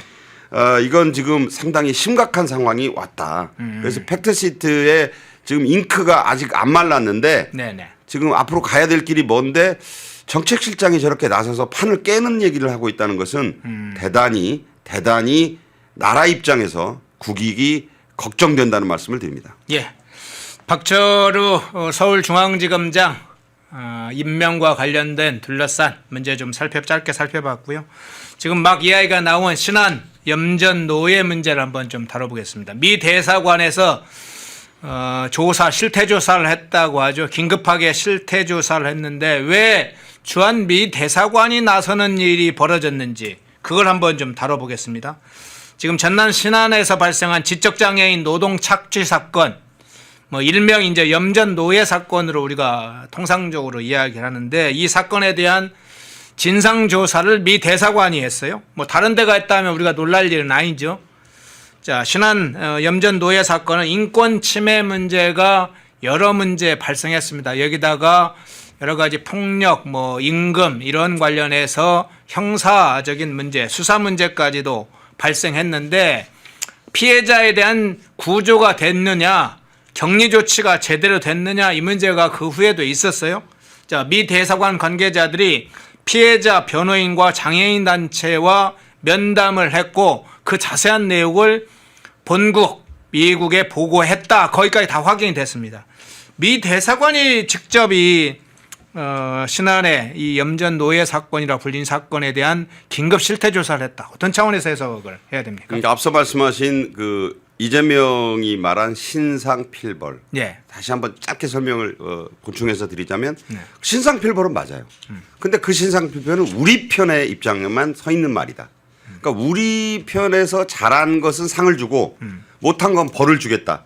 각자 그렇게 하고 있는 건데 이 신상필벌의 원칙이 정말 불편부당한 것이냐. 요새는 이런 말을 쓰는 것도 겁이 나요. 불편부당이 없어요. 그냥 딱 기울어진 운동장이에요. 제가 보기에는 모든 게 지금 편파적입니다. 그러면 좌파들의 편파성은 이미 알려진 거고 우파들도 사실은 이제는 어떤 내가 원하는 정보와 진실을 알기 위해서는 우리 편이 하는 말을 들어야 된다는 쪽으로 지금 나라가 두 쪽이 나고 있는 그런 형편이거든요. 그 점을 말씀드리면서 예. 자, 왜 하필 전남 신안일까? 이재명의 그 정책실장이 김어준이라는 우리나라 최고의 뭐 최고란 말은 그렇지만 김어준 유튜브에 나가 그 말은 즉각 미국으로 보고됐을 겁니다. 그리고 아까 말씀드린 대로 한미 팩트시트에는요. 한국의 강제 노역에 대한 조항이 견제 조항이 들어있어요. 예. 한국의 강제 노역의 케이스를 찾아봐라. 그러니까 공격을 할 만한 미국 입장에서는 한국의 당신네들 이런 거 뭐 그러니까 디지털 장벽의 해소 뭐 이런 것들을 말했는데 거부당했다고 하잖아요. 그 이재명 정권의 그 협상 당국자들이 그러다 보니까 자 대통령을 저렇게 그 미국 대통령을 공개석상에서 대통령 정책 이재명 정권의 실장이 비판했는데 예. 뭐 필리조 선수 상황도 잘 모르고 하시는 뭐런 얘기다 말씀이다 이렇게 얘기하니까 이것을 뭔가 되돌려 줘야 되잖아요. 예. 지금 한국계 대리대사가 지금 부임해 있지 않습니까? 즉각 지시를 냈다고 봐야 돼요. 그러면 이 중에 가장 많이 나온 게 어디냐? 우리나라의 강제 노역이 딱 드러나 있는 곳은 신안 염전의 노예 노동이에요. 네네. 자, 저기는 이미 아주 예전부터 문제가 되어 왔던 곳입니다. 지금은 뭐 상당히 좌파들이 다 장악한 MBC가 우파 정권 시절부터 신안 노예 염전을 그 뭐 여러 가지 방송을 통해서 보도를 했고 뭐 SBS에 그것이 알고 싶다도 여러 차례 방송을 했고 자, 이거 다 아는 얘기예요. 네네. 근데 굳이 여기에서 미국 대사관이 여기에 대한 조사를 이번에 새롭게 들어가서 문제화했다는 것은 한미 팩트시트에 나온 내용을 지적해서 이재명 정권이 봐라 이런 게 있으니까 우리가 강제 노역을 FTA 팩트시트 안에다가 집어넣은 것이다. 그렇게 얘기할 수 있는 것이지 않습니까? 네. 사실관계가 다 나와 있기 때문에 이런 부분은 객관적으로 미국 정부가 지금 이재명 정권의 그 팩트시트 그 위반으로 문제 삼을 수가 있다는 얘기예요. 지금 그렇다는 얘기는 이게 앞으로 제가 분명히 말씀드리지만 반도체 관세는 숫자가 확정이 안 됐어요. 지금 가장 문제가 반도체인데 대만에 불리하지 않게 한다. 이건 숫자가 아니에요. 대만은 아직 협상이 안 끝나고 있고 대만이 지금 협상이 안 끝난 상태에서 적용받고 있는 반도체 관세 25%입니다. 그러니까 대만 협정이 끝날 때까지는 대만이 미국과 하는 협상이 끝날 때까지는 우리 한국의 삼성전자, SK 하이닉스도 25%씩 꼬박꼬박 내야 된다는 뜻이에요. 네. 그렇게 해석을 해야 되는 거예요. 반도체 관세가 내린 게 아닙니다, 절대로. 자, 이런 부분들을 볼 때 미국은 앞으로 이제 이번 그 신안 노예 염전 그 강제 노역을 FTA 위반 사항으로 분명히 문제를 삼고 나오겠다는 뜻을 분명히 한 것이고요. 이 부분을 이제 국무부 인권 보고서에 올릴 겁니다. 미 국무부 인권보고서에 단골로 올라가는 나라가 어디냐면 북한, 시리아, 이란, 무슨 아프리카 국가 이런 나라들이에요. 대한민국이 지금 여기에 명단이 올라간다는 얘기는 이건 나라 망신 중에서도 상망신입니다. 미 국무부 인권보고서에 올리겠다는 거예요. 이런 창피할 일이 어디 있습니까? 그리고 이것도 무슨 새로운 얘기도 아니에요. 그리고 미국 에서 대사관이 여기가 이재명 정권의 텃밭 중에 텃밭인 전남 신안이라는 점도 연대에 뒀을 거예요. 그것도 상징적이네요. 신안이 어디입니까? 네. 김대중 전 대통령의 고향이 전라남도 신안군 하이도입니다. 하이도. 신안이 나와요. 신안이 과거부터 정말 지금 거기 지역구 의원이 누굽니까? 박지원 아니에요. 예. 돌 하나 던져가지고 여러 마리를 지금 잡을 수 있는 카드로 본 거예요. 미국으로서는 이거 신안염전 사태는 뭐 조사하고 말 것도 없어요.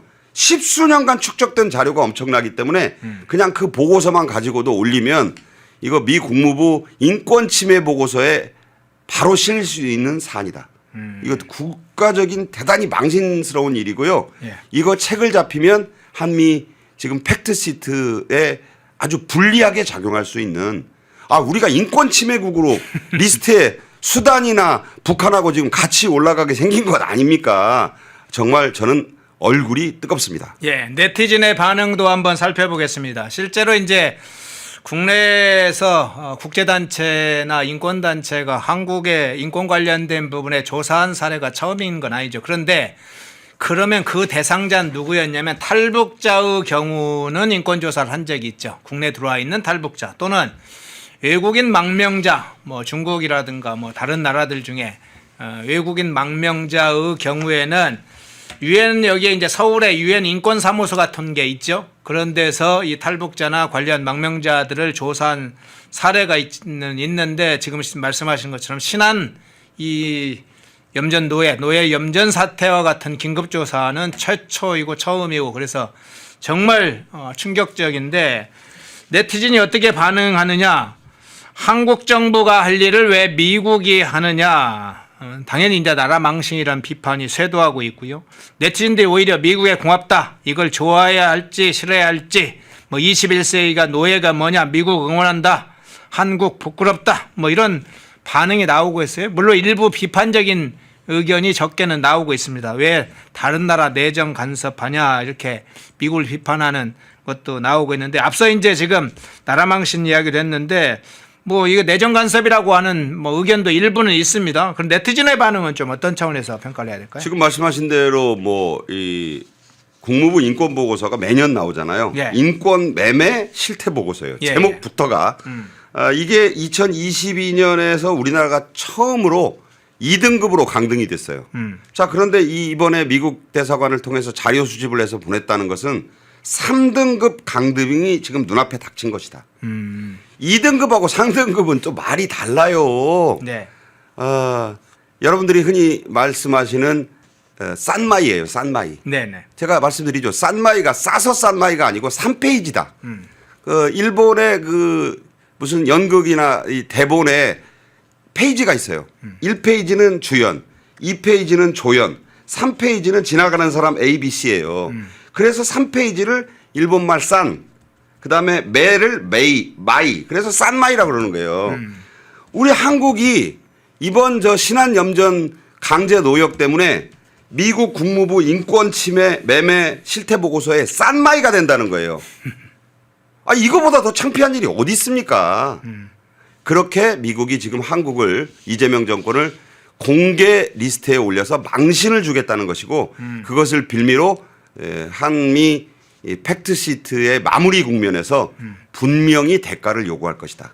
이거 절대 그냥 웃고 넘어갈 일이 아닙니다. 네. 왜 하필 계속 오늘 지금 계속 전남이 나오고 있어요. 그러네요. 미국이 다 일부러 알고 때리는 것이다. 저는 그렇게 봅니다. 예. 자, 미 대사관의 신안 염전 노예 긴급 실태 조사 부분을 좀 다뤄봤습니다. 그것이 가지고 있는 정치적, 외교적, 국제적 의미, 인권과 관련된 의미까지 함께 살펴봤습니다. 마지막으로 이 이슈 잠깐 좀 살펴보겠습니다. 여야 상황 중에 국민의힘을 잠깐 좀 살펴보겠습니다. 국민의힘에서 최근에 이 규탄 대회를 하고 있는데 현직 의원들이 잘 나오고 있지 않아요. 어제도 지금 12명 정도만 나왔다고 합니다. 어제 이제 남욱 소유의 그 500억 원대 빌딩 그 앞에서 이 장동혁 대표를 포함해서 국고 환수와 함께 이 뭐 일단 남욱이 가지고 있는 500억대 재산도 추징 보전의 환수가 될 수 있는 특별법 이것도 추진하겠다. 이걸 발표를 했는데 현장 아까 그 현장 다시 한번 띄워주세요. 현역 의원들이 몇 명 왔냐? 12명이 왔다고 합니다. 일부 아는 분들은 좀 이렇게 앞에 서 있죠. 장동혁 의원 옆에 뭐 좀 이렇게 나경원 의원이나 몇 사람이 있는데 그러니까 107명 중에 12명 빼면 몇 명입니까? 약 90한 몇 명입니까? 90명 이상이 지금 안 나왔다는 것이잖아요. 뭐 하고 있었을까요? 그런 이제 이런 상황이 이번만이 아니라 지금 최근에 반복되고 이제 심각하다. 현역 의원들이 실제로 투쟁에 나서지 않는다 이러면서 당무감사 문제가 나오고 있고 당무감사위에서 당 기여도 항목들에 대해 새롭게 이런 문제를 좀 평가하겠다, 기준을 잡겠다, 뭐 이런 것들이 나서고 있다고 하는데 어떻게 상황을 보세요? 저기 보세요. 네. 지금 서울 지역구 특히 강남 3구 의원들이 거의 안 보이잖아요. 조배숙 의원은 비례대표 전북 출신이고 나경원 의원은 동작입니다. 네. 그 옆에 전 원내대표 저 대구 지역구잖아요. 별로 안 보여요. 대표 혼자 외롭습니다. 자, 이 얘기는 뭐냐. 저 뒤에까지 보더라도 얼마나 초라해요. 이런 식이 돼서는 안 된다. 자, 당협위원장들이 이미지 관리도 하고 지금 각자 바빠요. 네. 뭐 방송도 출연하고 뭐 이러고 다 좋아요. 뭐 자기는 나름 당에 기여한다고 할 거예요. 그러나 지금 매우 엄혹한 투쟁의 시기다. 투쟁을 하는데 지금 사성장군 사령관만 권총 하나 차고 저렇게 나와 있으면 누가 싸웁니까? 뒤를 돌아보고 아무도 없고 안 된다는 거예요. 이제 이건 제가 직접적으로 말씀드린 건데 친한동훈계에 대한 엄중 경고입니다. 당협위원장들 네. 이번에 싹 물갈이 할 거예요. 이 당협위원장이 왜 중요하냐? 배지를 안 달고 있어도 지방선거의 기초의원들이라든가 구청장 다 공천권에 강력한 영향력을 행사하고 그렇죠. 차기 총선에 일단 0순위, 1순위의 후보입니다. 그렇죠. 이 지위를 이번에 싹 바꿔치기 하겠다는 거예요.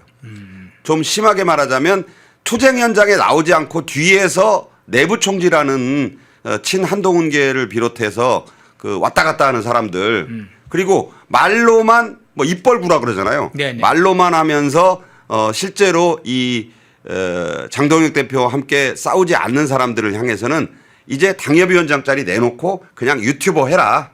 뭐 아니면 당신 정치해라. 이렇게 구분을 하려는 뜻이고 저는 이건 당연하다고 봅니다. 이제 사실은 중도는 없어요. 네. 아까도 보면 무슨 여론조사에도 보면 모름 아주 띠가 엷어졌잖아요. 중간지대 없습니다.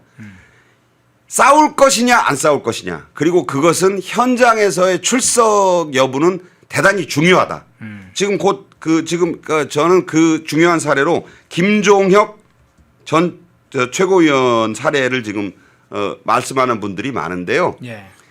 굳이 저한테도 뭐 언론계 선배가 되는 그분을 거명해서는 안 되겠지만 이제는 더 이상 가뜩이나 뭐 숫자도 얼마 안 되는데 자꾸 옆에서 총 쏘고 뒤에서 총 쏘면 이거 못 싸웁니다. 이제 이런 분들은 그냥 정말로 원외 인사로 하고 당협위원장은 이제 내년 지방선거를 앞두고 중요한 자리가 되고 네. 총선의 예비군들이잖아요. 상비군들 이 명단을 싹 갈겠다. 그러기 위해서는 새로운 항목을 신설해서 현장에 나와서 싸우지 않는 사람들에게는 신상필벌을 하겠다. 아까 그 좋은 말씀했습니다. 이재명의 신상필벌과 정청래의 신상필벌이 있다면 이것은 장동혁의 신상필벌이 될 것이다. 그리고 그 방향은 신상필벌. 그것은 당연한 방향이 된다. 저는 이렇게 말씀드립니다. 예, 마지막 짧게 이 질문 하나 드릴게요. 민주당에서 지금 당원 투표를 하고 있습니다. 어제 오늘 이틀간 하는 걸로 지금 알려져 있는데 가장 중요한 현안 중에 하나가 대의원 권리당원 뭐 1인 1표제 과거에는 이제 대의원이 상당히 표를 한 표가 아니라 그 이상의 좀 가표를 더 많이 받았었는데 이게 이제 가지고 있는 여러 가지 의미가 있는 것 같습니다. 뭐 이 부분 어떻게 보세요? 이거는 이제 아까 방금 말씀드렸지만 정청래의 신상필벌입니다. 예. 정청래는 이제 즉 원래 더불어민주당의 대의원이 60대 1로 권리당원보다 60표 이상의 60배의 힘을 가졌잖아요. 네네. 이걸 이재명 정권 때 이재명이 정권이 아니고 대표일 때 20대 1로 낮춰놨어요. 네네. 3분의 1로 줄였잖아요. 네. 정청래는 이것을 1대 1로 만들려 하고 있는 것이다. 과거 그러니까에 비하면 대의원들의 영향력은 60분의 1이 되는 것이고 일반 당원이 권리당원 이게 누굽니까? 김어준과 정청래를 적극 지지하는 층을 전부 대의원과 똑같이 만들겠다는 거예요. 가까이는 6월 지방선거의 어떤 공천권과 영향력을 확대하고 그러겠네요. 예. 조금 넘어서면 내년 8월에 치러질 2년 임기의 민주당 대표 선거를 위한 내부 정비 작업에 들어간 것이다. 자, 이 부분은 물론 전당원 투표라는 형태로 전 당원 민주당 당원들의 의사를 물어야 하겠다고 하지만 제가 보기에는 지난번에 박찬대를 이 정청래가 한 65대 35 정도로 이겼죠. 네. 그때 다 권리당원들이 다 뒤집은 거예요. 권리당원이 그때 20대 1에서 뒤집었어요. 모든 그 결과를. 네네. 그렇다고 한다면 1대 1로 가는 것도 아마 통과가 될 것이다. 그리고 만약 1대 1로 통과가 된다면 이 당은 더불어민주당은 더 이상 이재명의 당이 아닌 정청래와 그 뒤에 있는 김어준의 당이 될 것이다. 저는 그리고 그 방향을 향한 작업이 시작된 것이다. 이렇다는 얘기는 이 민주당 이재명 정권과 더불어민주당의 대분란이 이제 시작된 것이다. 이렇게 볼 수 있고요. 예. 그 결과는 좀 주목이 되지만 만약에 정청래의 의도대로 1대1로 이 권리당원의 그 파워가 세지면 이 당은 이재명의 당이 아닙니다. 당 내분이 상당히 더 심각한 국면에 빠질 것이다. 명청대전 이게 딱 굳어지는 상황이 되겠군요. 예, 민주당 당원 투표 문제까지 살펴봤습니다. 일부 박상규 시사평론가님이었습니다. 고맙습니다. 감사합니다. 펜앤마이크에서 추천하는 영상도 보고 가세요. 다른 영상도 즐기시려면 구독 버튼을 꼭 눌러주세요.